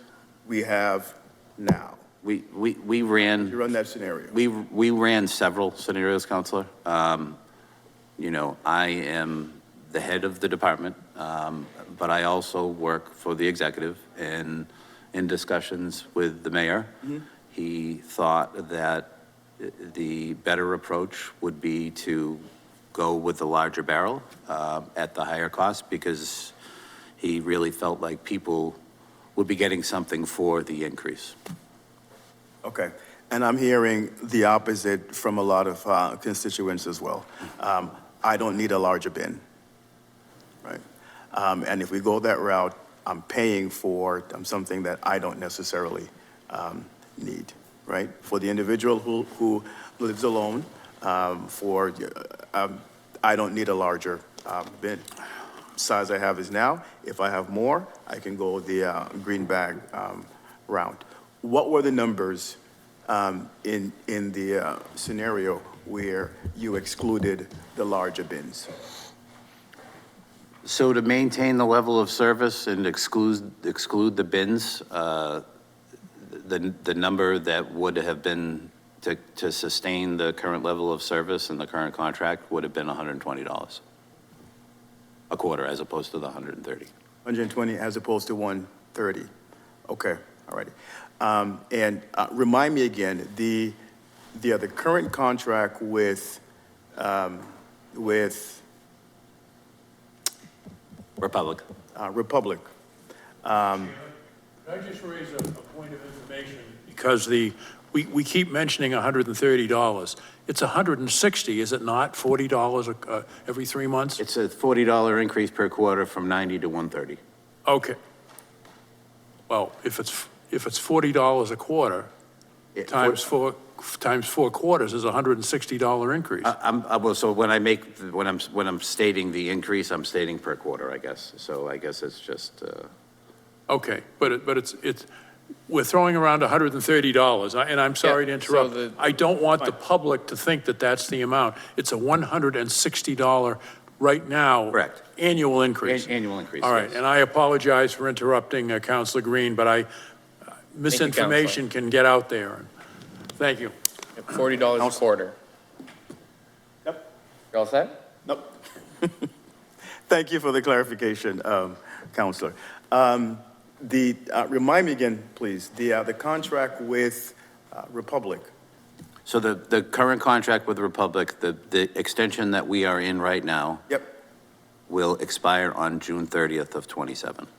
There is one more opportunity for an extension. That letter will go out sometime in the beginning of December to Republic to request an extension if that is the route that,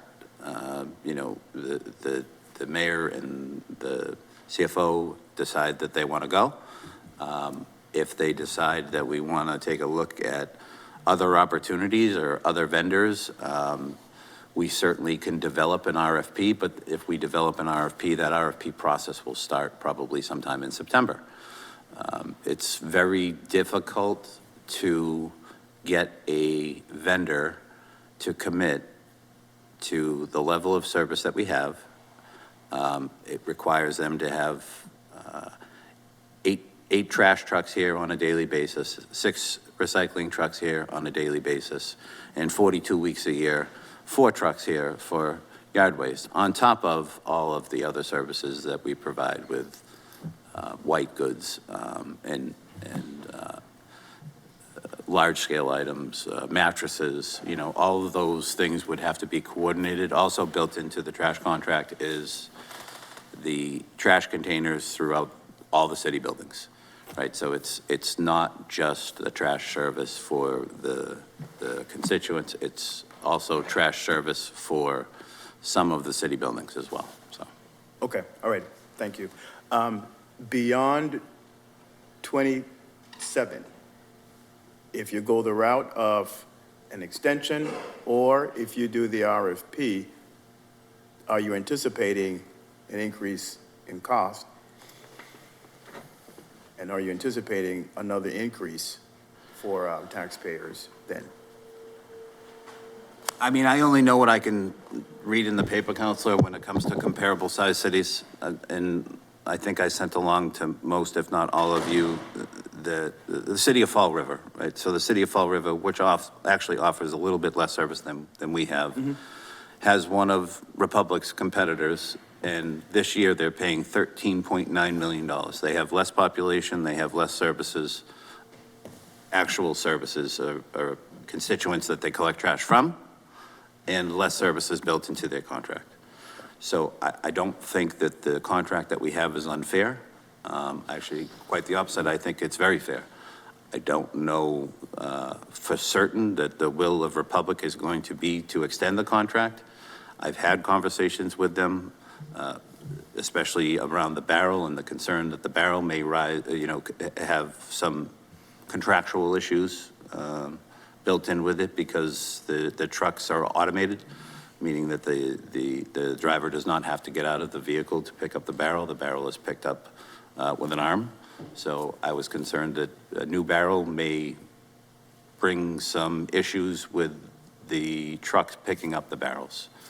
We kind of talked through that. We talked through the rise or potential rise in solid waste that may come from a bigger barrel. They were not concerned. Part of the last extension that we had was the agreement that they would extend the contract without any further discussion other than the 2% and the prevailing wage issue, and that was put in the amendment that we signed. So I would suspect if we go the RFP route, if the city wants to maintain that level of service, that the cost that we see will far exceed the cost that we have. Okay, all right. So my last point, and you actually just touched on that, and that is in regards to the size of the barrel and the arm on the truck to be able to handle that. I would assume Republic would have to make some adjustments to their trucks in order to handle that larger bin if we were to go that route. That was my assumption also. It's actually the opposite. So they were less concerned with a bigger barrel than they would have been with a smaller barrel. So the arms are set to at a pressure point, and because they pressure in more now, pressuring less wouldn't have been an issue for the trucks. But they did say that if we did go with the bigger barrels, they would confirm that. So it shouldn't be an issue with them. But if we get to that point, we certainly will make sure that it's not. Okay, all right. So your understanding is that they're equipped to handle the current trucks should be able to handle the potential new barrels. Yes. Okay, all right. I'm just concerned, and just don't want to hear later down the road that there's a cost associated with adjusting their equipments to handle larger barrel if we were to go that route, and then that cost is passed on to us to the equipment is the sole responsibility of the contractor. Okay, all right, great, thank you. Councilor Farwell. 145 communities in this state use pay-as-you-throw trash pickup. The largest community appears to be Worcester, with a population of about 160,000. we would never be able to implement anything prior to the start of this coming fiscal year. But in keeping with what you just indicated, Commissioner, that we would have to make a decision somewhere in December to send a letter out about a contract extension, speaking personally, I think it would be worthwhile for both of you. I'd even take a day off, whoever else might want to go that wants to talk to the people in Worcester, just to be diligent and say, if it's working for you, the number of square miles in Worcester far exceeds Brockton. The population exceeds Brockton. If it's working for them, would it work here? And I don't have the answer to that. Apparently, the current costs are $1 for a bag that will hold 15 pounds of waste and $1.75 for a bag that would hold 30 pounds of waste.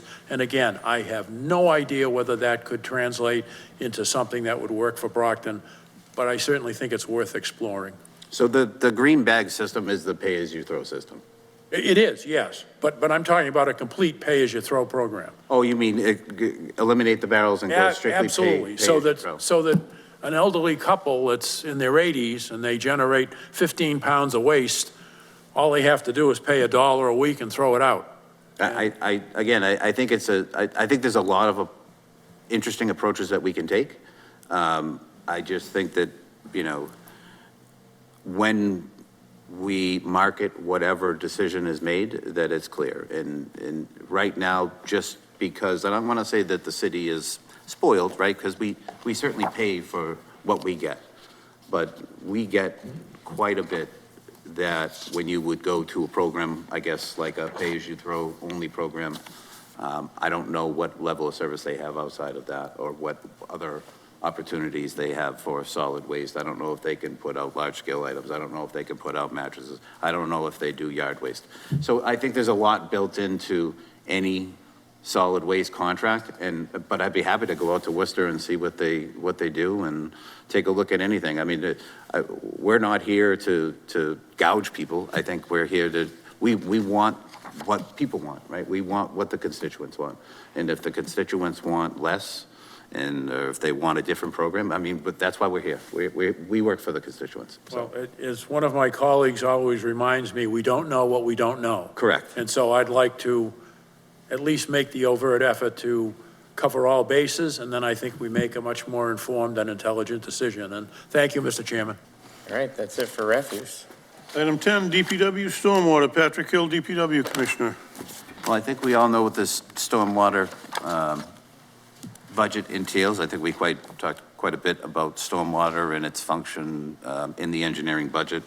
The budget you have before you is mostly budgets that's based on services, and that's after long discussion with the council and amendments to the ordinance.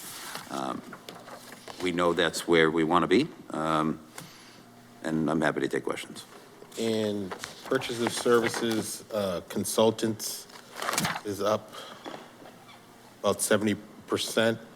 Oh, I'm in the one. Yeah, 170,000 from 100,000. That's why. Yeah, so that is based off of what we know today with Apex. Apex, I say Apex. Apex is our current consultant that does all our stormwater reviews. That was built off of what we spent today, based off of a whole year of what we think we may spend. If the ordinance does change, I would suggest to you that cost will dramatically drop, and that money. How much could we save if with an ordinance change from?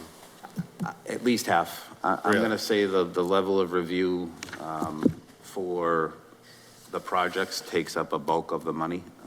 It may even be more like 75%, and that consultants at that point will only be used to collect samples at the head walls of all the outfalls in the stormwater system. Thank you. And then data processing software, that's up 263%, same. That will likely stay where it is. What we've been trying to do is, I mean, with software, with AI, with what we know, with our GIS technician. We're trying to develop better ways to maintain and collect data. One of the programs that we're looking into right now, it's satellite imagery, which will give us a baseline about construction and what's taking place and what has been altered. And it's something that we'll be sharing with the assessor's office. It's something that we'll be sharing with the building department. But it's a fairly expensive software, but for what we'll be using it for, I think it'll pay for itself. And just going down to debt service, thank you for that, actually. Going down to debt service, so interest on short-term notes. So my first year, so prior years I didn't have any. This year you're expecting 50,000. Is there something on lease or? So the interest on the short-term notes would be from a borrowing that we made of $3 million that we brought in front of the council. So the $3 million is for stormwater improvements and repairs in the stormwater system. We know, we asked for that $3 million appropriation based off of the Keithfield culvert that we knew had to be replaced or repaired. That project in itself was $2.4 million. That's the cost estimate that we're getting anyway.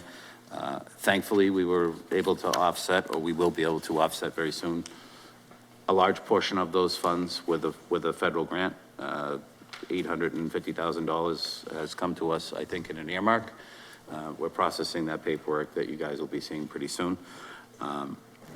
And then the balance of that will be, and is used for stormwater repairs. And oddly enough, we've seen quite a few in the past couple of years where I have to hire contractors to come in and make repairs on infrastructure that's entirely too dangerous to put my staff.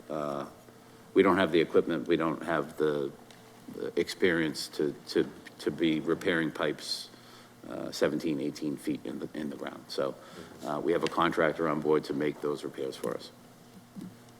And just, thank you. And just under that, the assurance cost is there wasn't anything in the prior years. Is that? That's because the issuance cost was strictly for that $3 million appropriation. So they charge you to the debt service? Yes, as a one time when you originally issue it, and so we are, the $3 million, it only shows up as short-term notes because we're paying interest only until the projects are completed, and then we will convert that to permanent debt. But when you first do that, there are issuance costs, and so we're budgeting for them if we need them. Both of these are estimates, Counselor, based on the amount of that $3 million that we need. So we won't go out and if we don't need all of it, then. So it could be reduced based on what we're getting from the state? Right, exactly. Okay. I was going to ask the questions that Councilor Charnell Oh, he asked. beat you. I won't ask them again. Thank you. Quick and efficient. No problem. Next time we'll talk about sharing. No, I'm kidding. All right, any counselors for stormwater? No? Have fun. Item 11, DPW sewer. Patrick Hill, DPW Commissioner. Commissioner, Councilors, fancy seeing you here. second to last. The sewer department, I think everybody is aware, is a fairly minimal-sized department that maintains all the sewer infrastructure within the city. The budget also pays for the treatment of all the wastewater, which we do through a private vendor, Veolia, and for the disposal of all the biosolids that are produced through the process. We maintain 300-plus miles of gravity sewer pipe, throughout the system, throughout the city. We have 24/7 response time and shifts that work till midnight, 7 days a week. Counselor Green. Commissioner, on 240, what's the other status on the other IMA with the other town of Easton? Is that fully executed? And can you share any details on that? Yep, so the IMA with Easton is fully executed. Easton is in the design phase of putting their project together. They have begun soil borings, preliminary engineering based on those borings and survey. I would expect that some point within the next fiscal year that they'll have developed a plan for construction. But that could be presumptive, but I do have conversations with my counterparts over there, and they're moving full steam ahead to try to get the industrial park sewered for the people in Easton. So it's strictly for the industrial park in Easton. It's a flow of 80,000 gallons. As soon as the infrastructure has been put in place and they start sending sewer, the obligation of the town is to fulfill their obligation to us for the mitigation fee. The mitigation fee is something new that the CFO and I have worked pretty hard on. With the flow of 80,000 gallons, the enterprise will be receiving approximately like $920,000 up front, which will be then put back into the system to make improvements.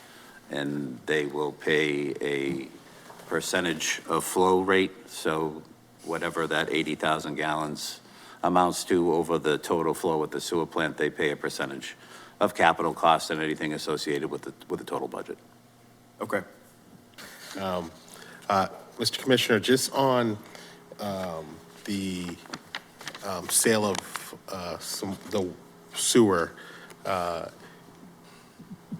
is when we sign the agreement and it's like you said, the industrial park.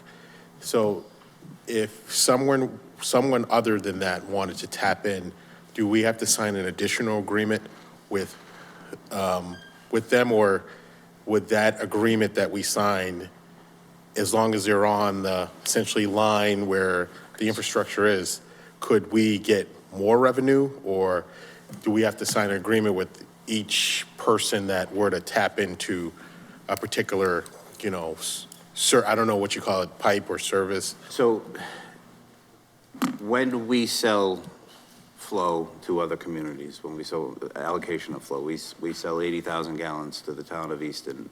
It's the town of Easton's responsibility how they allocate that flow.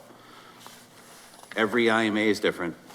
This was specifically designed for the industrial area. So if there is flow outside of the industrial area, they would have to come back to us seeking an amendment. To the contract though, right? To the IMA. To the usage, or, because say if they're increasing the usage, or, let me just bear with me for one second. Say if the usage is the 80,000 gallons, but they're only taking 60, but there's a project in a way that wants to take 10. Would they have to come back and sign a different agreement with us because they're under or at the flow? It would depend on the IMA, and the way that this IMA was drafted, the flow is restricted to the industrial park. So if there is another, say, project in Easton that is seeking flow allocation, then it would require an amendment. To the existing IMA. The existing. In the same thing, so that was sewer, so I'm assuming it's pretty similar with water as well, right? Correct.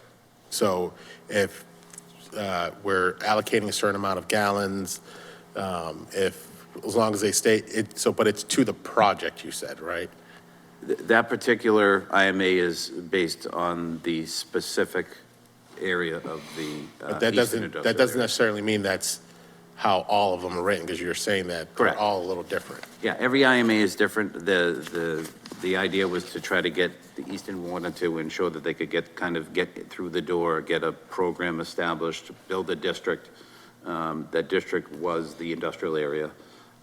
We do understand that there are other requests coming from the community.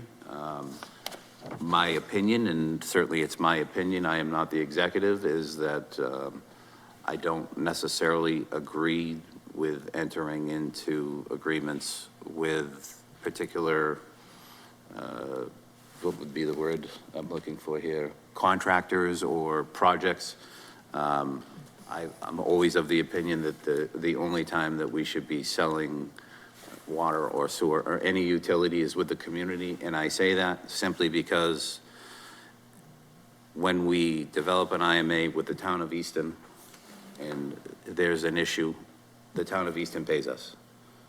We don't have to worry about not getting money for the bill. If we enter into an agreement with a particular project and there are issues with payment on the project, we do not have the authority to lien outside of the city of Brockton.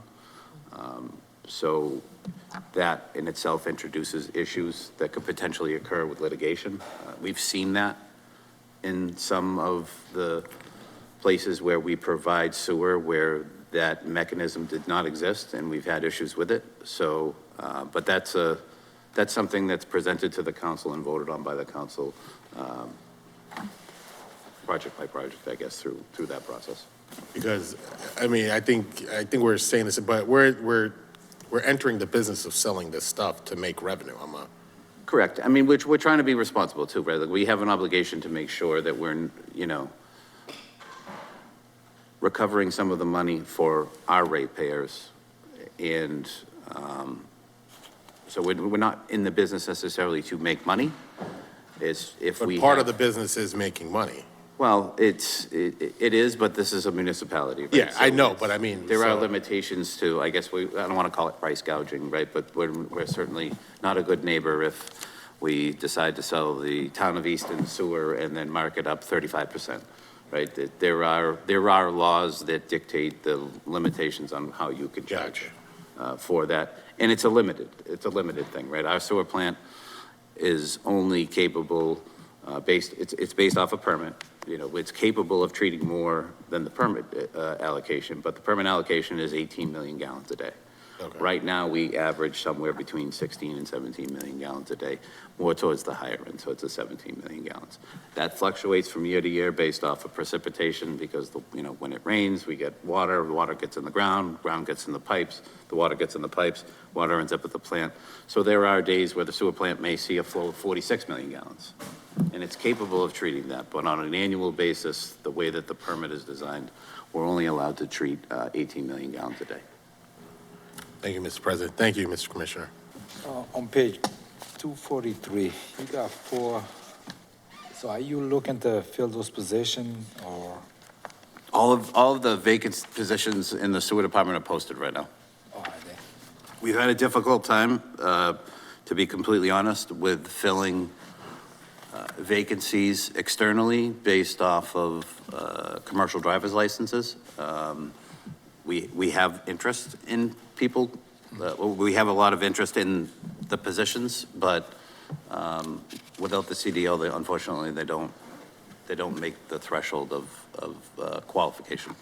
Are you willing to use all that $100,000 that you have for the CDL stipend? So the CDL stipend, I think, Counselor, if you refer to page 244 this year in this budget is based off of. Through your department, all the departments? Strictly the department is $30,000. That is what we expect, 2,080 hours for every employee that has a CDL within the department. We, in years past, have put a number there, and the goal was always to do a journal entry through the auditing process so that money would be restored to personal services. But because we've had vacancies in the past, we've never had to do that. This year, what we did was we built the the personal services side of things. Megan McKee, my business manager, did that.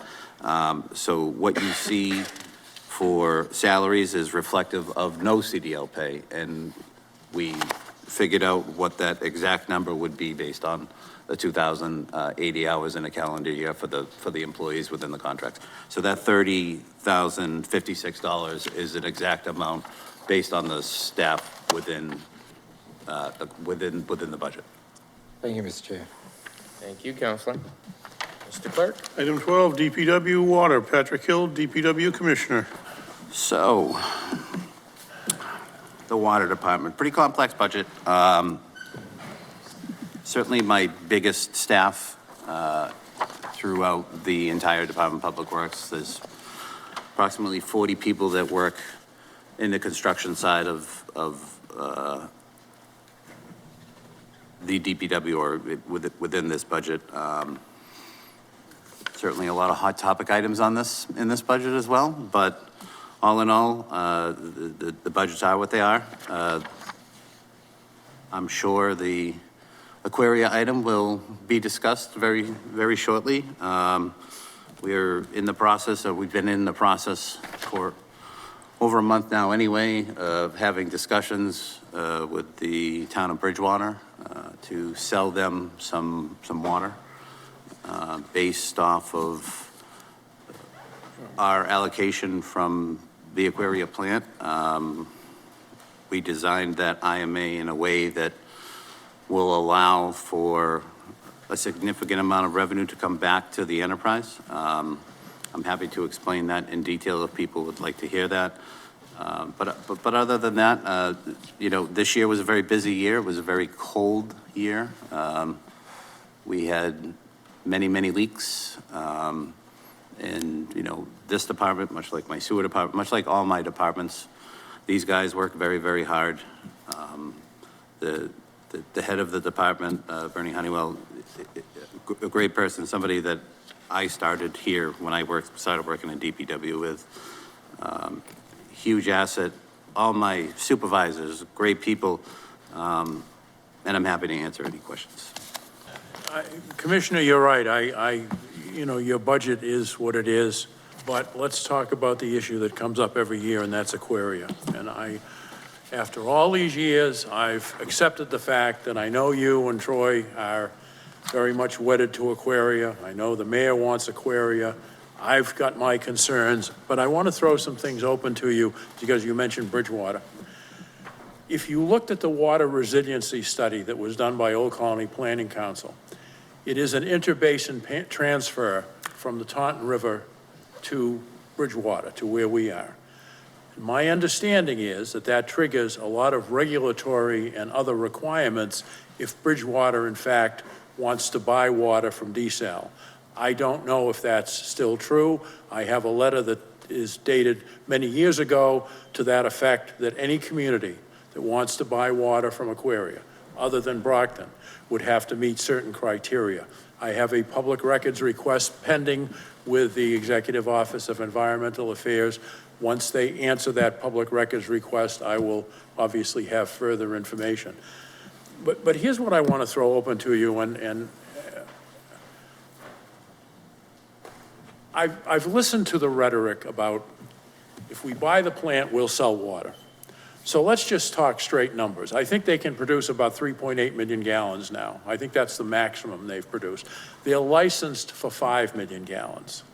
So assuming that we need to retain a certain number of gallons for our own use, and I've heard the figure 2 million gallons per day. Is that the figure that you're currently working with? A million.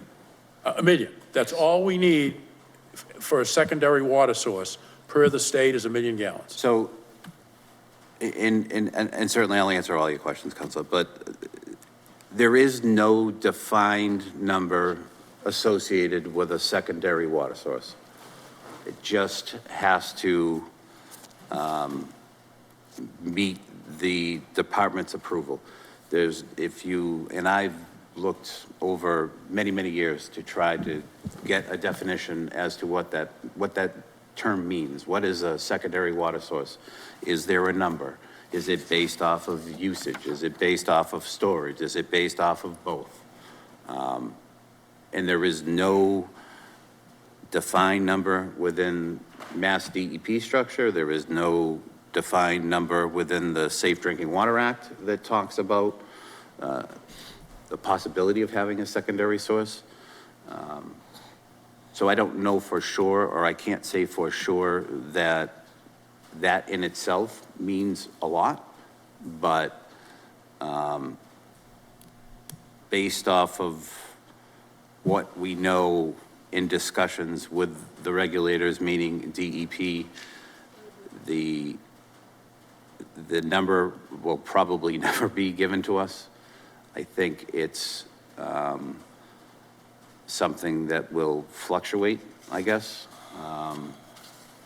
but never defined. If All right, that's so fair. let's take a time out here and say this.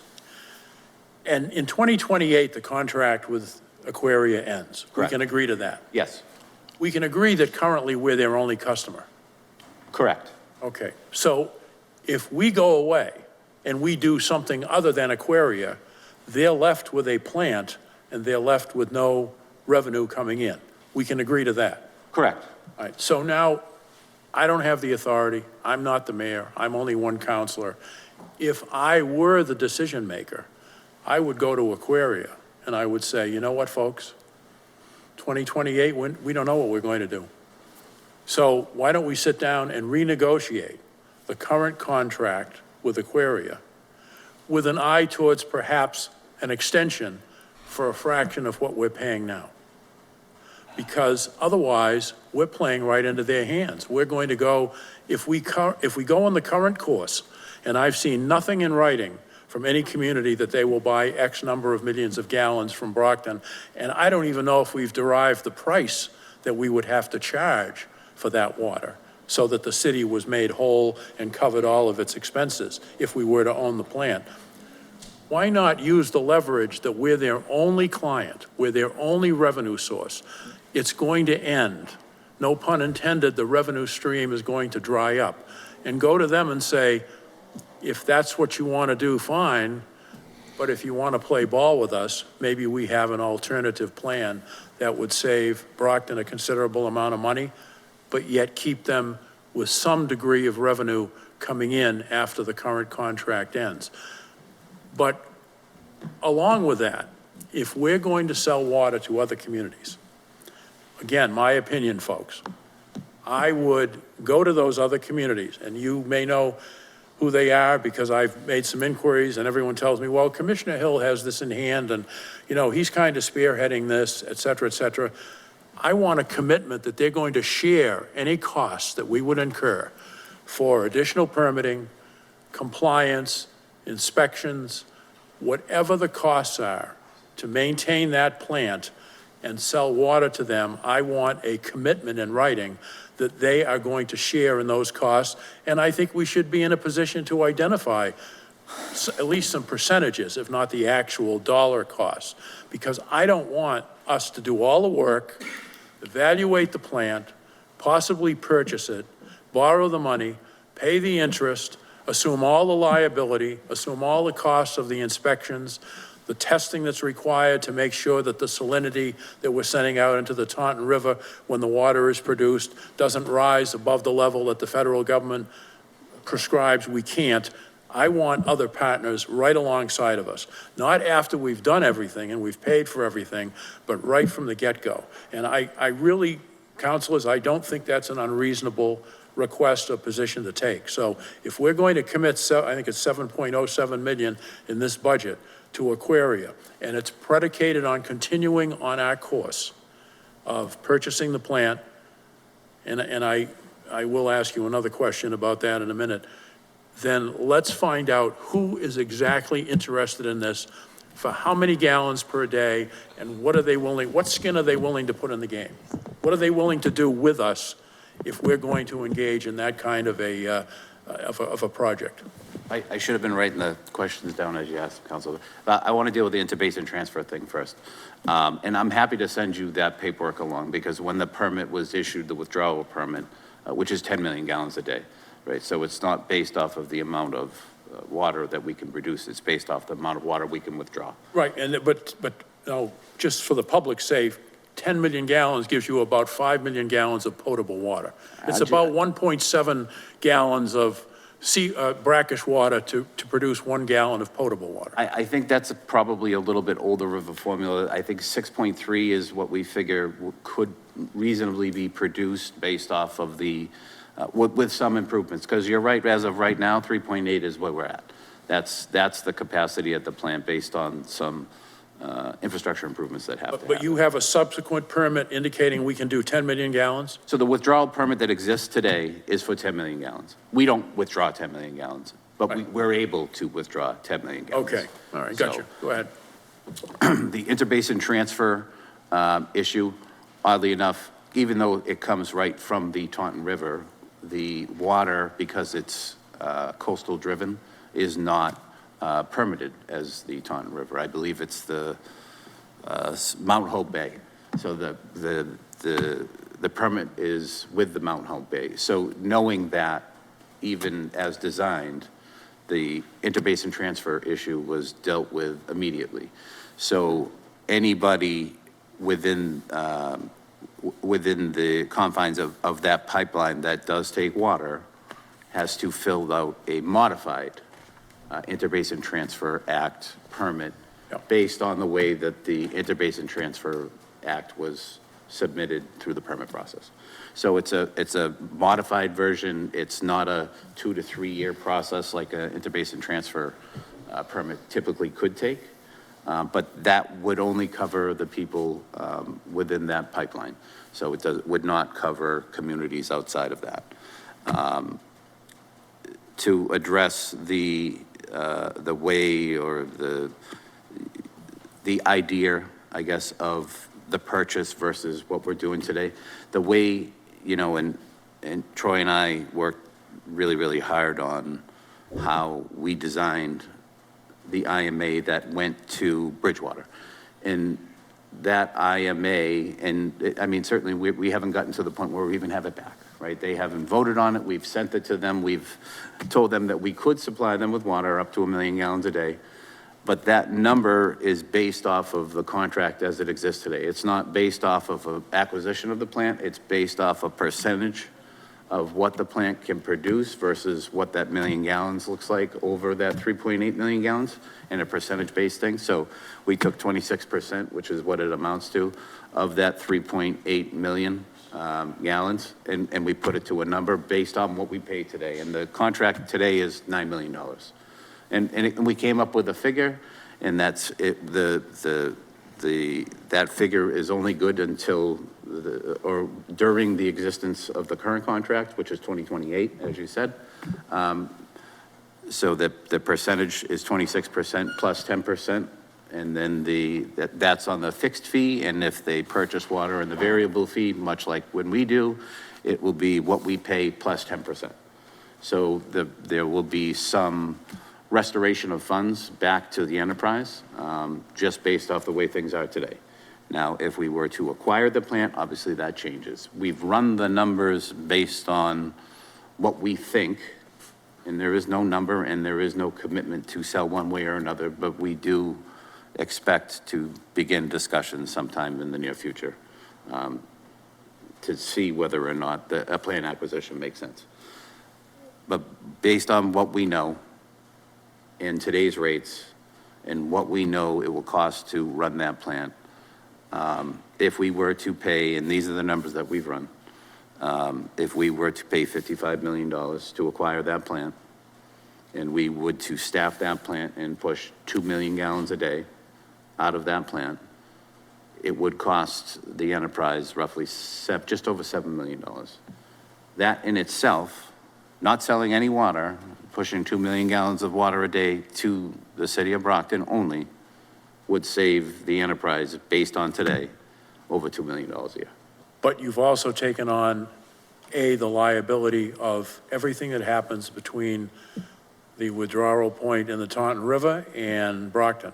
Anything that goes wrong with that pipeline, any property damage, any, as they have in other communities, a sinkhole, anyone's damage to property, we take on the liability. Number two, we take on the inspection of all of that pipeline, the requirements to inspect it.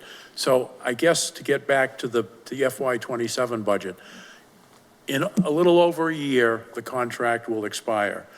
In my opinion, you're in a position to go to Aquaria, even their new owners, because I understand it's being sold, new owners, and say, you may not have us. We may opt to do something else. We may be able to develop a different alternative that's going to leave you with a plant and no revenue. What are you willing to do for us? And bargain from a position of strength instead of, gee, the contract expiring and we may need you. I mean, I think we're missing a golden opportunity here because without us, they've got nothing. And I don't disagree with you, Counselor. And I can't even say for sure that that may not be the approach. We do not know 100% that they're going to sell that plant. Like you just said, the property was purchased by another country, basically, right? Yep. It was in the past owned by the South Korean government. Prior to that, it was owned by the Spanish government. Now the South Korean government has sold it to the UAE. So it's part of a larger fund, investment fund of the UAE, which is called TACA. TACA has $300 billion worth of assets. Are they going to sell it to us? We hope so. But if they don't, certainly, one, it's not my decision whether or not to make that acquisition and bring that to the council. As I've said prior, I'm here. I work for the mayor. If the mayor's goal is to make that acquisition, then I will try to make that acquisition work based off of what I know. If that acquisition is not possible, I agree with you. I think this is an opportunity for the city to have some power. But I will say that there are customers out there right now. And, you know, this approach probably should have been taken maybe several years ago, where we have had an opportunity and did not realize that we could be selling the water, because we own the entire allocation of water that comes out of there. And that's where I think some of the confusion lies. And I think that's where a lot of people get confused in general, because why wasn't Aquaria out there marketing the water? Why wasn't Aquaria out there marketing the water? Well, when the city of Brockton owns the entire allocation of that water, there's no water to market. And, you know, looking back, I wish we had thought about this in a different way from the beginning. I think we could have offset some of the costs that we see today. But this is our first attempt to try to get that done with Bridgewater. If that's how it continues in the future, great. If, you know, there are customers for Aquaria other than Brockton and they don't decide to sell that plant, certainly we're in a better place to negotiate anyway. And then we don't take on that risk that you're talking about. So. Well, and finally, I would say to you, it's not just that they're willing to purchase water. You'd want a long-term deal. Oh, absolutely. Because it doesn't do us any good to take on the borrowing to purchase the plant and pay the interest if it's only a 3-year deal with Bridgewater or it's some other community. I take it that since you've mentioned the 55 million, you two have taken a look at what the debt service would be on that borrowing. Is that correct? Yes. Yeah. All right, what would 55 million be, assuming the interest rate that you're using? I think it's just over $3 million. It's For what period of time? for 20 years. So it'd be a 20-year borrowing, and it would come out of the enterprise account, obviously. Correct. Okay, and the last question is, because this is really important to me, I've cited this before, I've sent it to Dr. Claxon, I believe I've shared it with the councilors.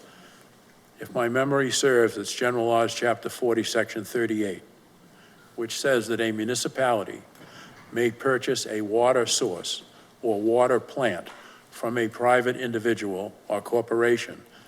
However, the voters of the community purchasing that water source at an election called for that purpose, they have a right to vote on that. When we did Aquaria years ago, we passed a home rule petition which said, notwithstanding any other general or special law, Brockton can charge ahead and do it. So what I'm looking for from the mayor and from both of you is that if you're going to do this, and if you're going to bind this community to what would be another 20-year marriage with Aquaria, which certainly doesn't impress me, we give the voters a chance to vote on that. Now, you don't have to give me that tonight. You two can talk it over with him, but check that statute. Please don't come in with a home rule petition that negates the opportunity for the people who are going to pay the costs of acquiring Aquaria, the opportunity to vote on that, because I really think that's undemocratic. But thank you, Mr. Chairman. It is what it is for now. Thank you, Mr. Chair, and again, good evening, Mr. Commissioner. Just to kind of piggyback on some of the things that Councilor Farwell stated, the framing is that we basically have Aquaria, you know, in a strong position because we're their only customer. My fear is kind of the opposite, because we're the ones with the mandate for a secondary water source. The hypothetical states that there's some other secondary water source that we're readily able to hook up to that doesn't incur its own costs. So we're the one mandated. They're the ones that have the water to provide to us. I feel like we're in a weak position where else are we going to go, right? I don't think there is a secondary water source out there that's readily available to us. I don't know. So is there? That's my first question. I mean, in my mind, right, like there are very few water sources that could supply an adequate amount of water to the city of Brockton outside of what exists today, which would be the Aquaria plant, or oftentimes people will say the MWRA. Can you speak to the MWRA and what is the chances or the what would be involved in having them as a secondary water source? There's a lot more involved in taking water from the MWRA than just turning on the spigot. One, you know, there is a lot of movement with, to be fair, with the MWRA, with the state. They do have in excess of 100 million gallons of water a day that they're looking to provide to communities. However, getting water to communities is very, very expensive. They have committed to, or they've studied and somewhat agreed to committing to a timeline where the South Shore and the South Coast will both have an opportunity to get water from the MWRA at some point.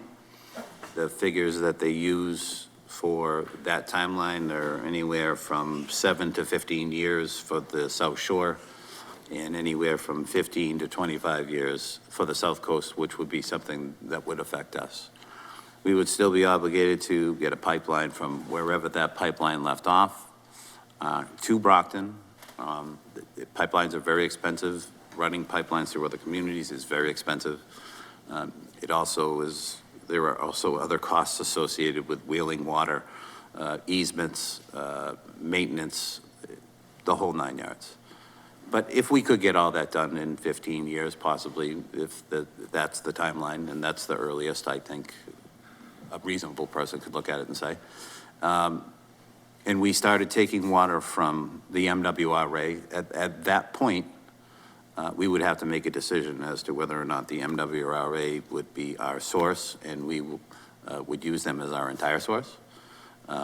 Would we use it in a version of blending, where we would take some water from MWRA and some water from Silver Lake? If we did that, we would have to change our treatment process at Silver Lake. So Silver Lake would have to be looked at. We would have to do studies to make sure that our water matches their water, because you can't blend unlike water, right? Because you present chemical issues within the water that could potentially get people sick. So that study would have to occur. Back of the envelope type of calculation, what do you think that would cost us? $150 million today. Okay. So in reality, a secondary water source is not really a viable option within the near term. And if it ever does become a viable option, it carries its own huge expenses along with it. Exactly. And, you know, it's in the water community, we talk about this a lot, right? A lot of people talk about issues with PFAS and wells and, with droughts. And right now, we're in a drought, right? And the long-term outlook is that we're going to be in a drought for a substantial amount of time. But drought contributes to issues in well water. And we have PFAS laying in the background, which has always been an issue. And to deal with PFAS, just getting PFAS out of water is expensive. But to deal with all the other issues, it gets very, very costly. So it's, I envision that the only water sources that you will see likely, you won't see many wells. Most of the wells that could have been drilled have already been drilled. Most of the areas that could potentially support a well have already been identified. I think that desal is probably, much like it is on the West Coast, is picking up steam, and it's going to be a way to provide water, not just, here in Brockton, but likely down the Cape, likely on down towards Plymouth. I mean, there are a lot of communities struggling with water right now, and I just don't see any other place to get it. Right, and so, I mean, basically controlling our water future is vital to the city of Brockton and our, our budget, right? So if we control our water sources and we have an opportunity to potentially sell some of our access to surrounding communities, then basically we'll be able to have a pretty healthy water enterprise fund, which we could potentially then have a discussion of removing user fees, delay for a very long time any discussion of increasing water rates. And so, I know there's a hesitancy of purchasing a water plant like Aquaria. It's not a, there's not no risk involved, but I believe anything is a cost-benefit analysis, and it seems like from the cost-benefit analysis, it looks like that it's probably a good deal for the city of Brockton and our surrounding communities.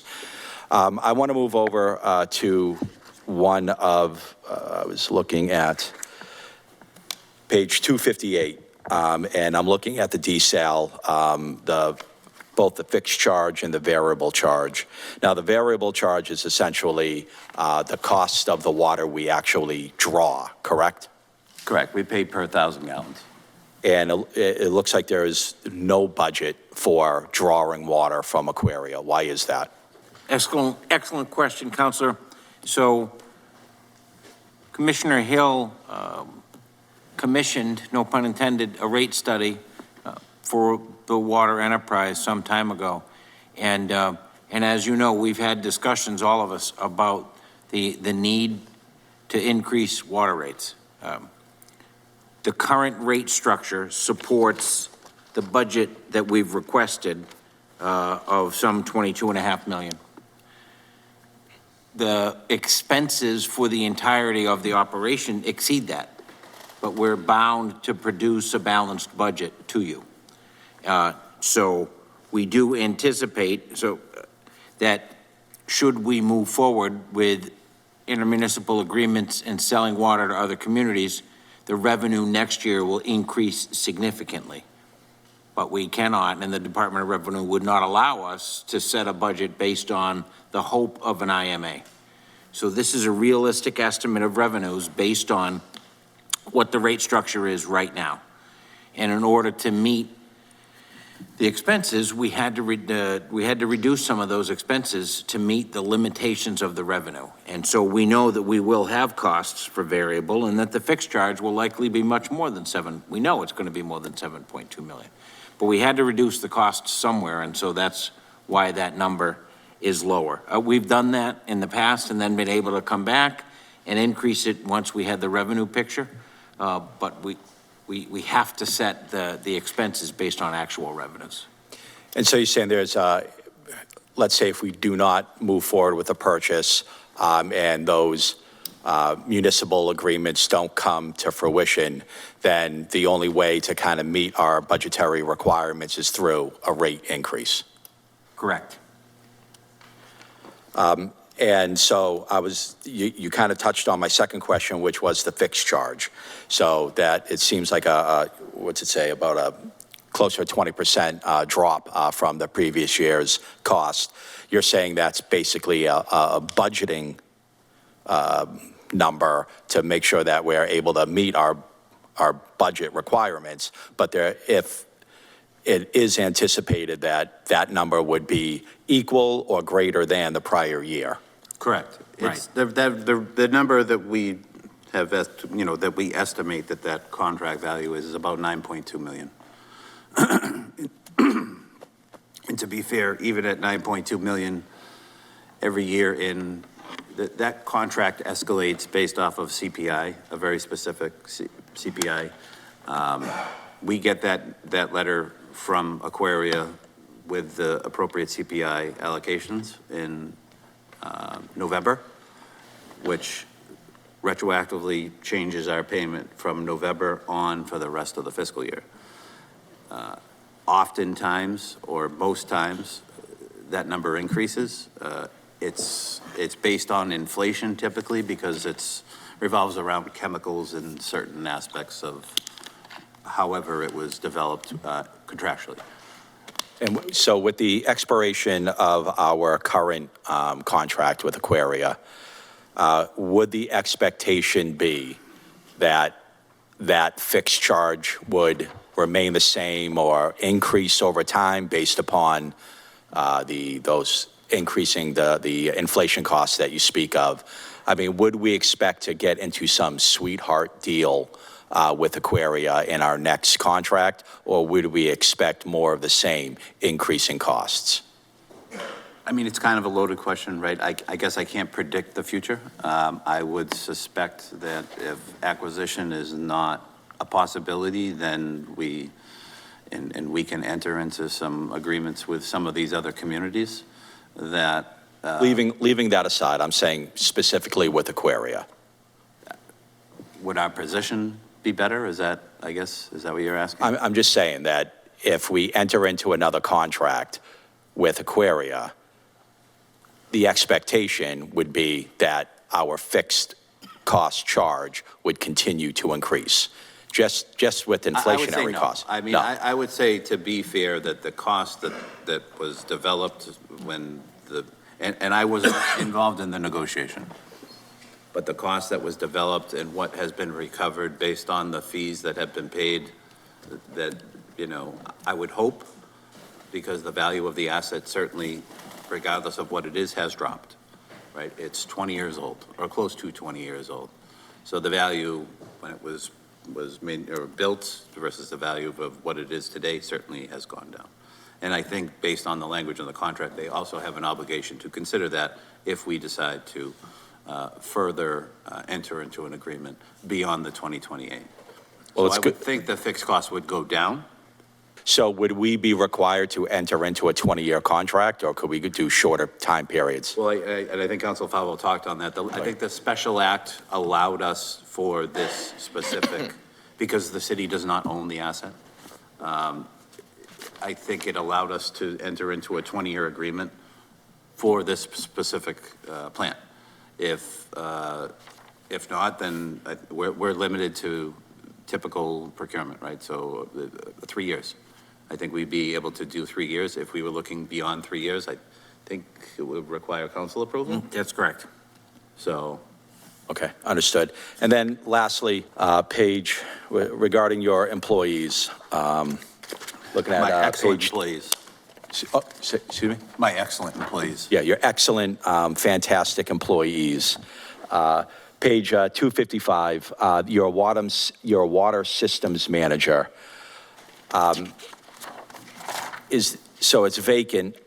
Was that the position that required that class 4? Correct. Okay.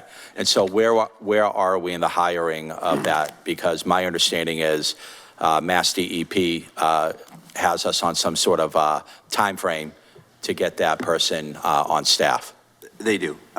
So long and short, we advertise the position. It's a union position based on the salary that is within the union.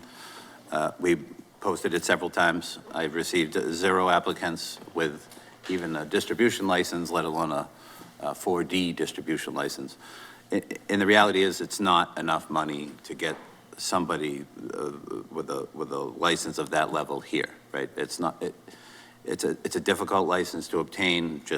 And I think we talked about this a little bit when I had presented a deputy commissioner's position. I had kind of rolled that into the deputy commissioner to try to capture that so that I could get almost 2 for 1, because I had the vacancy of the water systems manager and I had the vacancy of Howard, who had just passed. But I have worked with the law office to develop a mechanism to increase the salary. We will advertise again at the elevated salary. If we do not get applicants, there is language in the agreement that would allow me to, again, raise a little bit more to try to get somebody here. But it's a requirement of the Safe Drinking Water Act to have a distribution operator within a public water system. The level of operator that is required depends on the population. Because we're a population that serves over 100,000 people, it requires the top tier license, which is the 4D. And what was the time frame that we were given? Let's just say the time has passed. Yeah. Understood. Okay, understood. I appreciate your time on this very important discussion. We're going to continue that discussion because controlling our water destiny is important for the city of Brockton. That's all I have. Thank you, Mr. Commissioner. Thank you, Mr. Chair. Thank you, Counselor. I would ask counselors that now that we've covered both, let's stick to just the matter of what we have in front of us. Counselor Green, you're up next. I will send some questions to you for consideration relative to the desal, as you've indicated on page 250, that the city is presently in discussions relative to that. So I'll just follow up with an email with a few questions for consideration on that issue. On page 257,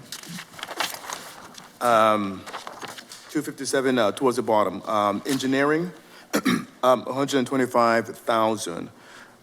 Is this work that your engineering group can handle, or is this something completely different from what the engineering department normally? So engineering specifically in this budget, one is not something that could be handled here in-house. Engineering a water system improvement or a water plant improvement is a very specific skill set. And as we develop projects, most of them, with the exception of some distribution issues, like right now we're dealing with the water pipe on Montella Street, water pipe on Lawrence Street. Those are things, I guess, potentially that could be looked at in-house. However, when you send a project to an engineering firm, they're, much like anything else, there are a lot of cooks in the kitchen. There are 5 or 6 engineers who have certain skill sets that develop those plans. And with those plans comes assurances that we're bidding a project properly, that there aren't any hidden costs, that all the proper survey work has been done, that all the proper infrastructure has been identified that specifically related to the city's interests with pipe and fittings, and there's a level of, I guess, insurance with that, right? So we know there isn't any hidden costs when we subcontract some of the stuff out. But most of the work that we subcontract out for engineering purposes in this budget is related generally to treatment or the treatment plant. Okay, great, thank you. Please indulge me for a little bit as I skirt a little outside of the scope and go back a little bit. I understand that you've hired a sign person for the traffic commission work. When do you expect that person to start? Oddly enough, I had this conversation with the traffic commissioner this morning. Unfortunately, after going through the entire phase of the hiring process, finally finding someone that was qualified, that had a commercial driver's license, going through through all of the background check, the core check, the driver's license check, and making the job offer, I found out on Friday that that person has since declined and accepted a position somewhere else. So I would say to you that you will see that position reposted very soon. I wish you well. Thank you, councilors. Next, we have Planning and Economic Development. Good evening, ladies and gentlemen of the council. Thank you for having me this evening. I come on behalf of the Department of Planning and Economic Development. I assumed this role as of April 7th, so I am celebrating my 2 months this week. Just to do an overview of the department, there has been some restructuring and personnel transitions in the past. Despite those challenges, we have made meaningful progress. I would like to be clear that none of this happens without the dedicated work of my team and staff, and just want to, thank them for their hard work. I am equally grateful for our partners across City Hall, such as Dr. Clarkson, Finance, Mayor's Office, Building, a lot of the different land use departments that go into permitting and enforcement of, how we build the built environment in this city. I set myself kind of like a 90-day runway as I took this position to stabilize operations before stepping more into my public outreach. So I want to acknowledge that this council may not have heard from me during this period, but I appreciate your patience, and hopefully I can reach out to you in the next few months to see how we can, move forward with a lot of these plans that the department is engaged in. To, I guess, cover some of the highlights of the department. So in terms of services, we interact with the public on a wide variety of topics, from business development to brownfield redevelopment. We oversee and implement different phases of the 2025 strategy, which calls for a citywide master plan, different corridor and district plans. We are managing various neighborhood plans that have been in action. We are actually proposing a form-based code, which is before the ordinance committee, and at a later date will be before the council in whole. There are different action strategies and revitalization plans. We also manage the CDBG funding as it relates to HUD federal funding. We actually have an open application for any organizations that are looking to apply and seek funding to serve underserved populations.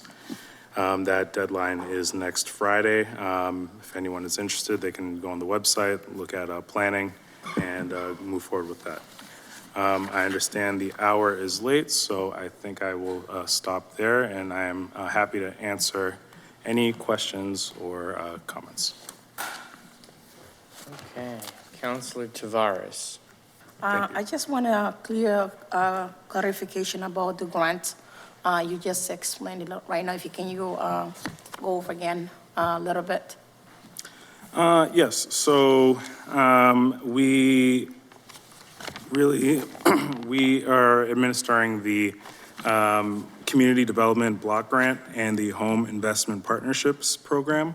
Both of those planning comes with a lot of acronyms, so that's CDBG and HOME, and both of those are federal funds that are applied to different community services, so like personal services or programs that, there's in the past, examples like the Charity Guild, which services food to those who are food insecure. These funds can be applied to public infrastructure, such as sidewalk improvements or roadway improvements, depending on the census tract that it's applied to. And those are some examples. Right, kind of literally you're talking about, you look like, kind of those nonprofit organization or just any organization? It's nonprofit organizations that are the ones that apply for those. What's the qualification they has to apply, and then who they need to contact, if you want to kind of just... So they can contact our office. They can email planning@cobma.us, or they can call our office at 508-580-7113. There are a list of different eligibility requirements, or rather eligible projects that can be,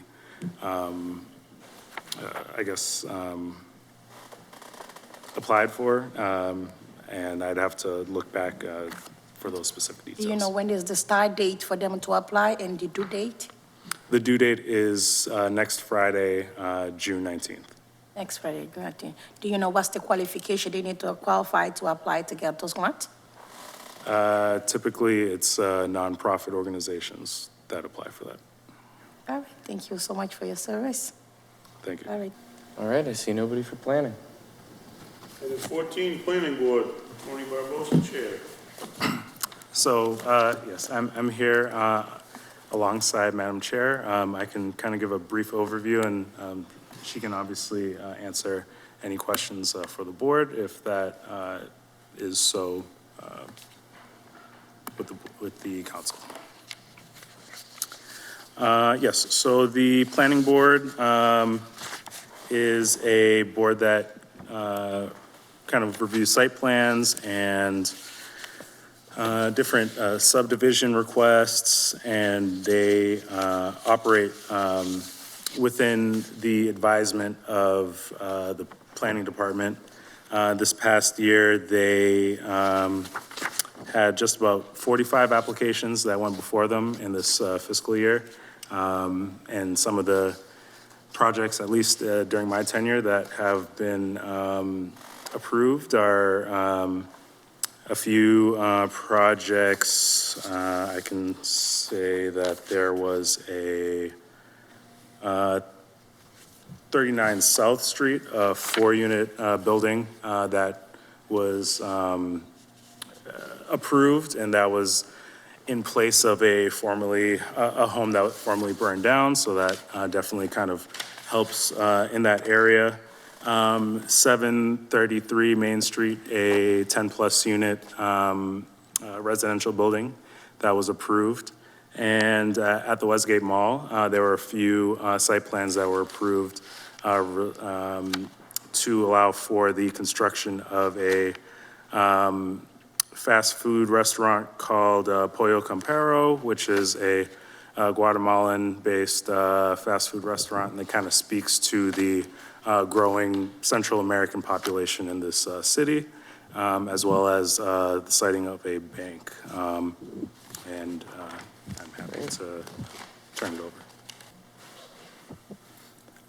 This is just, I guess, a point of clarification for me in terms of the other organization or the organizational chart. So we're now on Planning Board, and Mr. Romulus, is the Planning Board under your portfolio? I'm trying to follow the organization. So the Department of Planning and Economic Development has staff that are advisors and kind of manage the administrative portion of both the Planning Board and Conservation Commission. Mr. Romulus, can you just explain some of the kind of pain points in the planning process that or lack of there that you've seen, because you've been around a little bit, you've been around a while now, so have you seen things get easier? Is it, are things more comfortable? Just like to know because, we're seeing development kind of drop off, permits drop off. So again, if we're not making it easy on our certain boards and commissions, it kind of, can stifle development even further. So if you could just, briefly, I don't know if you have any insight on kind of Sure, absolutely.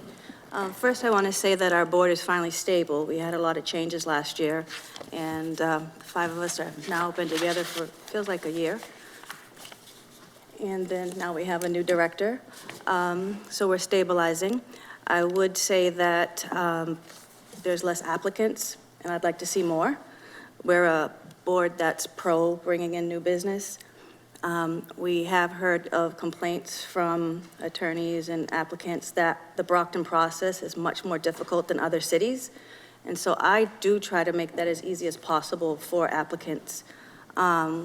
We just, we make sure that they comply, but there are complaints. And I don't know if that is why we've seen less applications. I was actually meaning to set a meeting with the mayor to ask, what are we doing about recruiting new business to come to the city, because we desperately need that. Councilman Castro. Good evening.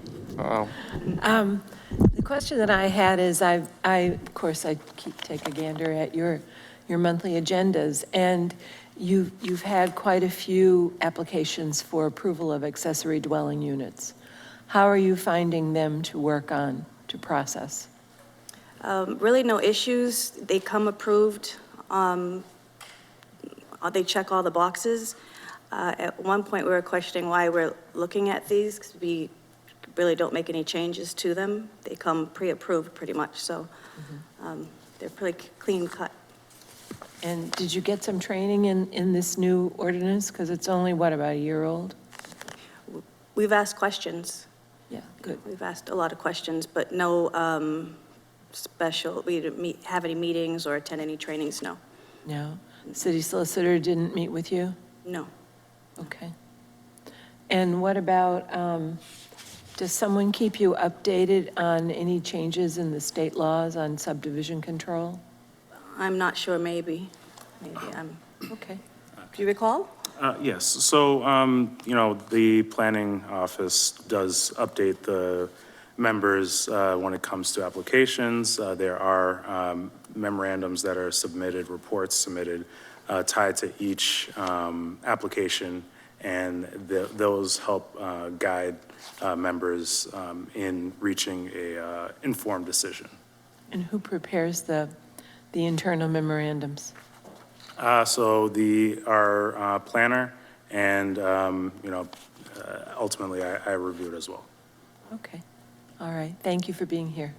all right, that's planning board. Thank you, Madam Chair. Thank you, Mr. Director. Thank you. Item 15, Conservation Commission, Justin Talbot, Chair. So just similar to the previous one, I just want to give a bit of an overview. The Conservation Commission is responsible for administering the Commonwealth's Wetland Protection Act, the Rivers Protection Act, and Department of Environmental Protection, Stormwater Management Policy, DEP. It has reviewed roughly 40 applications over the past year, collaborates with various land use departments. And I just want to mention one notable project as I have been in my position, that they recently approved the stormwater improvement project at the VA Hospital, 940 Belmont Street. It was a long process to no fault of their own. It had to go through a bunch of federal kind of hurdles for, on the applicant side, for them to be able to be in a position to have their project reviewed by the commission, and it was successful. Councilor Charnel. Just a quick question. So, just in my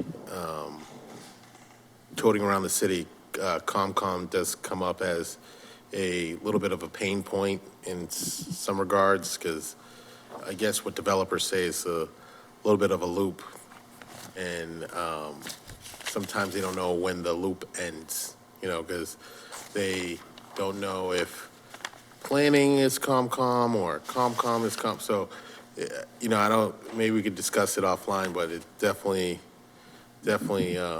heard that from developers even before I joined the council, and you know, my ZBA life. So just, you know, as we struggle in development and such like that, you know, I understand there's rules, there's things that we have to do because of the special acts, but, you know, if we can just be clear and transparent with our developers, I think it will help. Counselor, I agree that there is definitely some ways that the process can be made more efficient. What I am doing currently is a review of that process, how it goes through both conservation, planning, and we are committed to finding ways to optimize that. There are some applications that have to go through both conservation and planning, so that there is a little bit of, you know, the kind of going before both boards, but we are looking at ways to make that better. Thank you. I'm all set. Thank you. Thank you, Mr. President. Thank you, Counselor. Counselor Farwell. No, just to Mr. Talbot, because he and I have spoken a couple of times, you may operate out of the Planning and Economic Development Department, but let's remember that statutorily, the Conservation Commission reviews, evaluates, and then votes on issues. You have that independent authority. Neither I nor anyone else should tell you what to do, and obviously the compliance with state laws, rules, regulations, and any ordinances is paramount.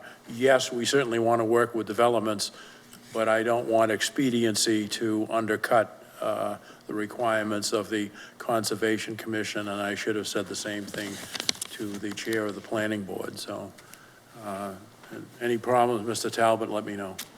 Thank you. Thank you, Counselor. Counselor Green. You reviewed 40 applications in FY26. Is that an increase or a decrease from previous year? I would have to refer to, I'm not sure. And any idea what we're projecting for FY27? Anecdotally, our conservation agent has mentioned that there looks to be a little less than the year before in terms of applications, but I could follow up with some hard numbers. Sure. Okay. Thank you. I find the Conservation Commission to be a really good, hardworking group. I think you're very fortunate to be serving with them, Jason. And I find Kyle, the conservation agent, to be very good at what he does. He's willing to do research. He's very thoughtful about things. He's a very good employee of the city, and I hope he's with us for a long time. I would agree. And in the planning department, I find Evan Sears to be a very good planner. I've talked to him quite a bit over the years. Isaiah Tribal was a very good employee, really came up and learned so much from us. It's a shame we lost him. These departments seem to be from time to time in transition, but I hope they remain doing good work and credible, transparent people. Thank you. Thank you, Mr. Chair. All right, that's conservation. Mr. Chairman, thank you. Thank you, councilors. Have a great night. Mr. Thank you. Thank you. Item Have a great night. 16, Auditor Juan Gonzalez, City Auditor. Good evening, councilors. Thank you for having me. I apologize if I am lacking of energy. It's been a long day, very long day. Just a quick, I guess I'll keep it short. What we've done in the auditing department, arguably in the past year, has been just modernize the entire system. I've gone in ever since being appointed as city auditor. I've gone in and tried to be as transparent as possible and tried to make sure that we get away from all these archaic processes that I keep mentioning in accounts committee meetings and school committee meetings and such. Just a couple people I'd like to thank. Obviously my audit team for supporting me. I'd like to thank the finance team as well. And a special shout out obviously to my mentor and my friend Troy. He's been a huge support for me. In a couple weeks, it would be exactly 1 year since being, appointed as interim city auditor. I'll take any questions. Counselor Farwell. Is this the one where we're supposed to roast a department head late on a Wednesday night? I think you're supposed to find the comes first next. one to admit fatigue and Okay, keep all him here right. for 40 minutes. I tell you what, little humor here. Juan is a young man who has been a real treasure to work with for me, and I've worked with a lot of people in my lifetime. And I think his auditing department, for the work that they do and the volume, the amount of money that they review and process to make sure that it's being spent appropriately is astounding. If you look at the salary page on page 161 for the fiduciary responsibility that all of these people have, they're working at very modest salaries, and I didn't want to lose this opportunity to publicly say what I tell him on the phone all the time. Keep the faith, do the work. You have a lot of support, and I know this counselor and others will always be there for you. So thank you very much. Counselor Nicastro. Thank you. Good evening. Thank Good you for evening. being here. Under objectives on page 159 is implementing an internal audit program. And I'd like you to give us kind of the Evelyn Wood speed reading version of what that is. But I think what I'm going to do is ask Counselor Farwell, as he is the chair of the Accounts Committee, to ask you to sit down at a future meeting and explain all of this to us, because I think much good will come from it. So just give us like a quick explanation. On the internal audit program, is that what we're looking at? So what we have done, or what we're trying to do, is conduct internal audits with departments. I don't know if this has been done before with prior auditors, but what we're trying to do is target specific departments that we believe need to be audited to make sure that, example, if you're doing like transactions with cash and things like that, we want to make sure that things are being done properly. You want to kind of get away from that rather, use cards and such. Something like HR, where you want to go in and make sure to see, how they're documenting onboarding, how they're documenting, being put on health insurance. We had that issue before with last year. Things like that. We're trying to start small, but arguably then expand to other departments, maybe DPW. That's a behemoth, if you will. But that's what we're trying to do. We're trying to get into these departments and make sure that they're functioning the way they need to function. Counselor Green. Thank you, Mr. Chair. Mr. Auditor, I do want to offer my support in terms of the commendations that have been made towards you and your department. Amazing work. We appreciate all that you do, and the important oversight and services that you're providing to us. I just have a couple of questions for you. So I know you have implemented a number of controls relative to your role so far. Are there any additional kind of measures or controls that you intend on implementing or proposing for the new fiscal year? I know Councilor Nicastro just made reference to the auditing program, but are there any other measures that you think is important, would be helpful, that you plan on implementing in this new year? I think I'll leave that to speak more about on the Accounts Committee, but I know that I have, certain plans for fiscal 27 that I will showcase in our next Accounts Committee meeting. Anybody else for the auditor? Item 17, auditor mail account, Juan Gonzalez, City Auditor. Very efficient, like an auditor should be. Questions? Seeing none. Thank you, Mr. Item Auditor. 18, auditor telephone, Juan Gonzalez, City Auditor. Good evening, Mr. Auditor. Same thing. Any questions? Questions on the telephones? Seeing none. Thank you, Mr. Auditor. We have done items 19 and 20 already, item 21. And the last item on the agenda, the Finance Department. And I would remind counselors that we did some of the finance department on Monday night under the mayor's badge there. And this is the budget. And this is the budget. So counselors, we'll let the CFO, the good Dr. Clarkson, take it away. In the interest of time, Mr. Chairman, very briefly, but I have asked our Budget Director, Elvira Lopes, to join me here at the table tonight. And we do still have our amazing team of financial analysts, Aaron Vega, Andrew Barbetto, and Corey Paul. And I didn't ask them to be here. They wanted to be here because they care about what we're doing tonight. This book, and I know I talked about it briefly the other night, but it represents hundreds of hours of work.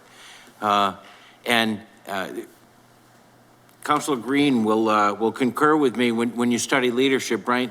And someone asks you what's the difference between a leader and a manager?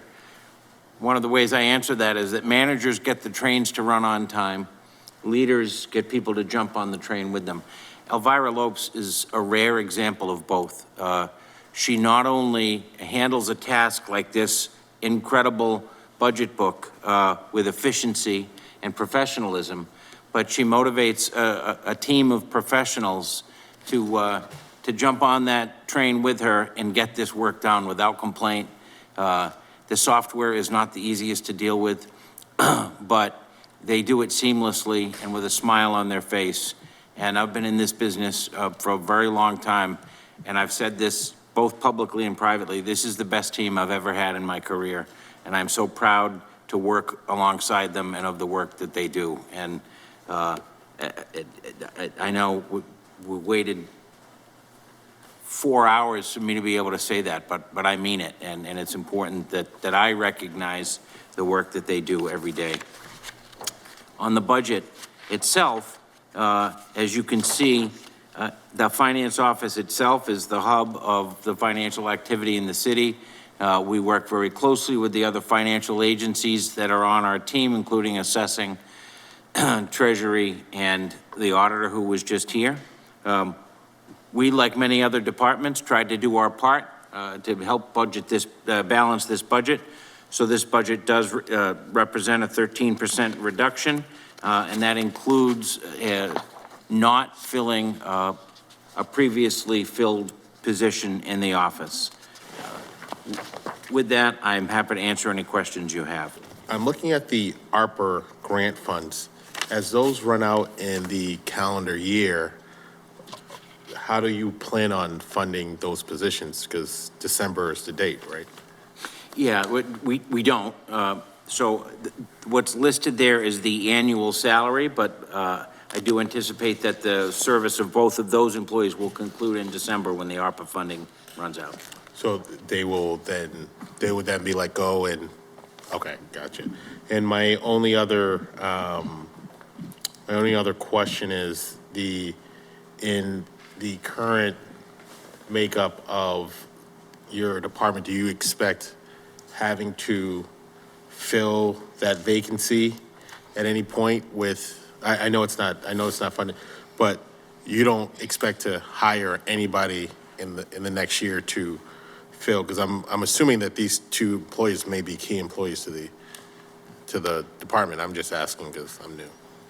I do not, I mean, these are the employees and the funding that we've requested, and we intend to keep that level of staffing for the entire fiscal year. I'd just like to give a compliment. This year is 3 year I'm dealing with the budget. Every year is improved more, and then this year is much better. It's easy for people, especially like me, does not have no knowledge with accounting. Make easy to maneuver and understand this as well. Thank you so much. I'm very proud of your team. Keep it up, and then I hope one day school department in Brockton City, because I think it's two things to be brothers and sisters, for us to be able to have the same budget, the way you guys did. I think I did give a compliment, I think, on Monday. But I am very proud, and thank you so much, and I appreciate it. Quick question on page 274. Just wanted to look at the out-of-state travel for 10,000. If you don't mind explaining a little bit about that. We asked for 15,000 for that. We frequently both travel to conferences. In our budget, we have typically paid for out-of-state travel for both the mayor's office and my office. For instance, the mayor and I traveled together to a conference in Germany last year representing the city, what was called the International Making Cities Livable Conference. So there are a variety of professional development opportunities throughout the year. Myself, I tend to usually go to the Mass Municipal Conference.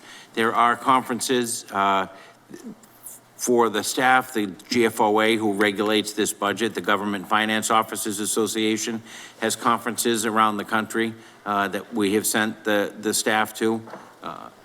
There are other organizations. The International City Management Association has financial components. So there are a wide variety of professional development opportunities, not just for me, but for the staff, and that's what this funding is for.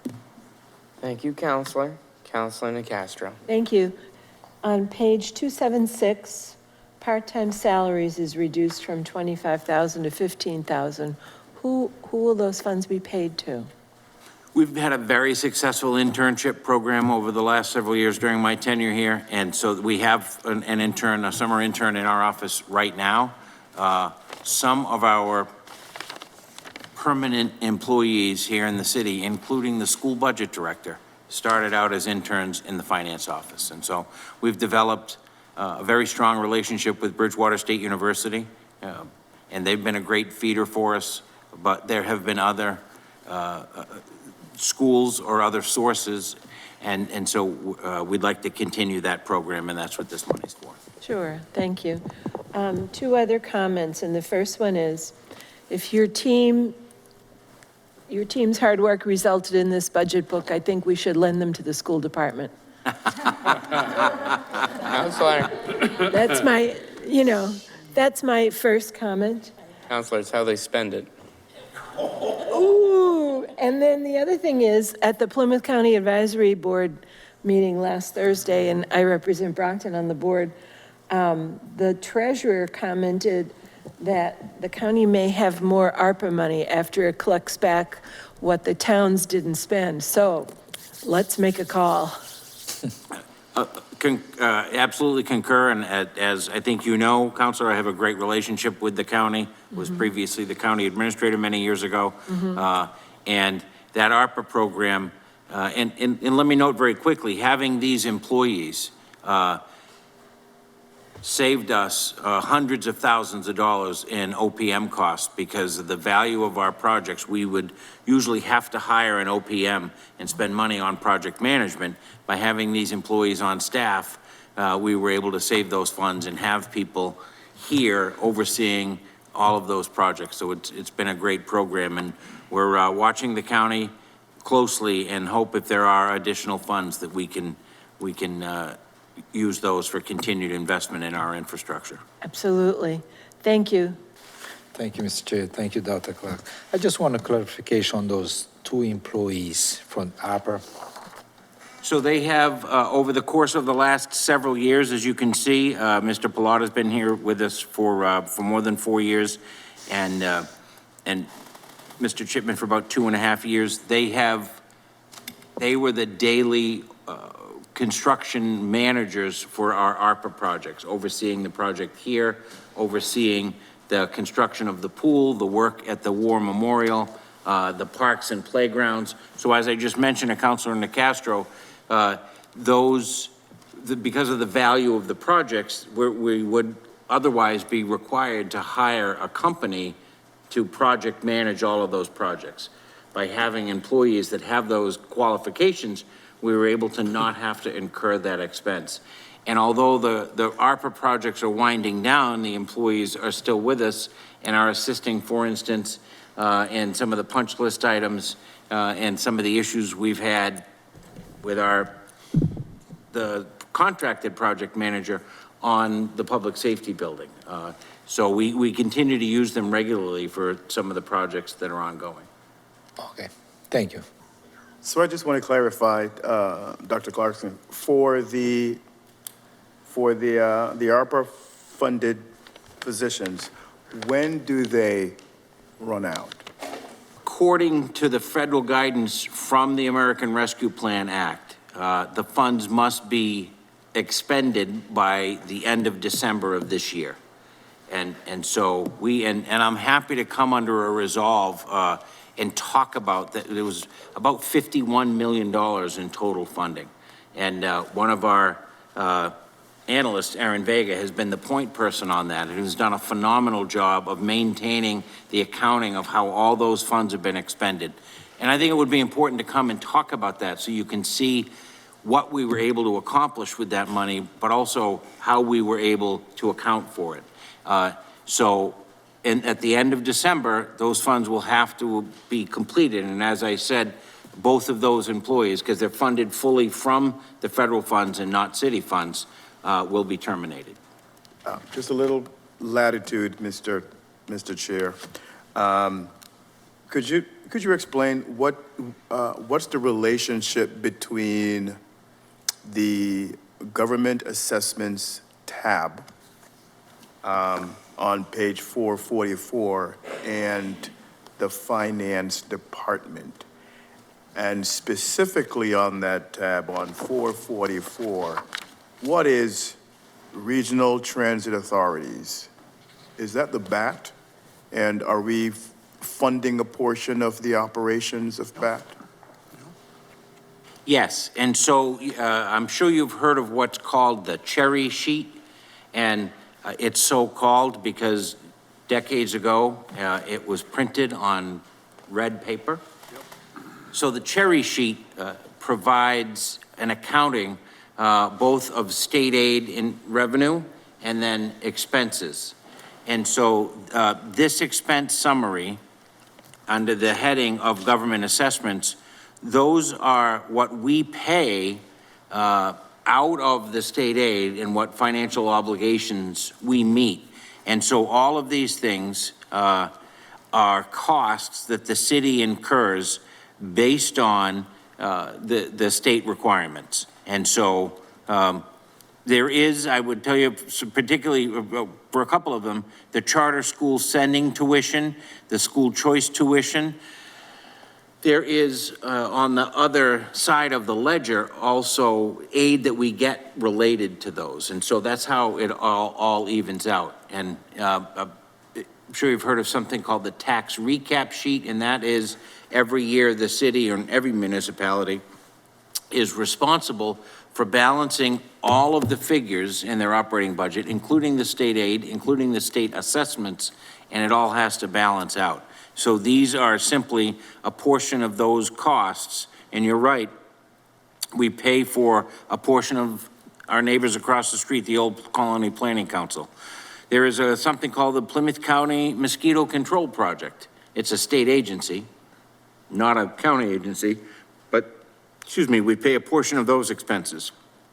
So this page is just designed to list all of those expenses as part of the overall effort of this budget to be transparent. Thank you, I appreciate that. Another counselor, Counselor Azak. Thank you, Mr. Chairman. Good evening, Mr. CFO and your team. First of all, I want to thank you because it's reassuring having you there every night next to the department heads. I think it's really important to answer questions to help them out. I'm just going to bring up what I mentioned to you last night after last night's meeting. And for years, I've been asking if we could see certain departments do bring in revenue, maybe not a huge amount, but revenue. And you said that you have that in a report and that you would send that to us.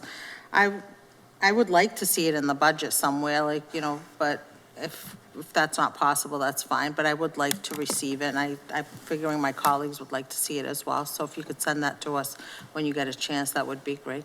Absolutely. As you all know, we send you now a monthly report of the spending from each budget, in fact, each budget line that's included in this budget. And the councilor and I had a conversation last night, and we also produce for our analysis a matching revenue report.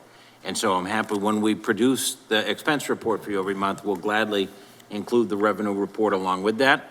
And the structure of this document, as Elvira will tell you, is based on pretty strict guidance from the Government Finance Officers Association, but it's minimum requirements. I don't think there's any limitation on including those sort of revenue reports in your budget. And if it is, we can always include it as a supplement. I think that, I would like to see that in the future if it's possible, so I appreciate it. But thank you again, thank you to Elvira and your team, and thank you for being here.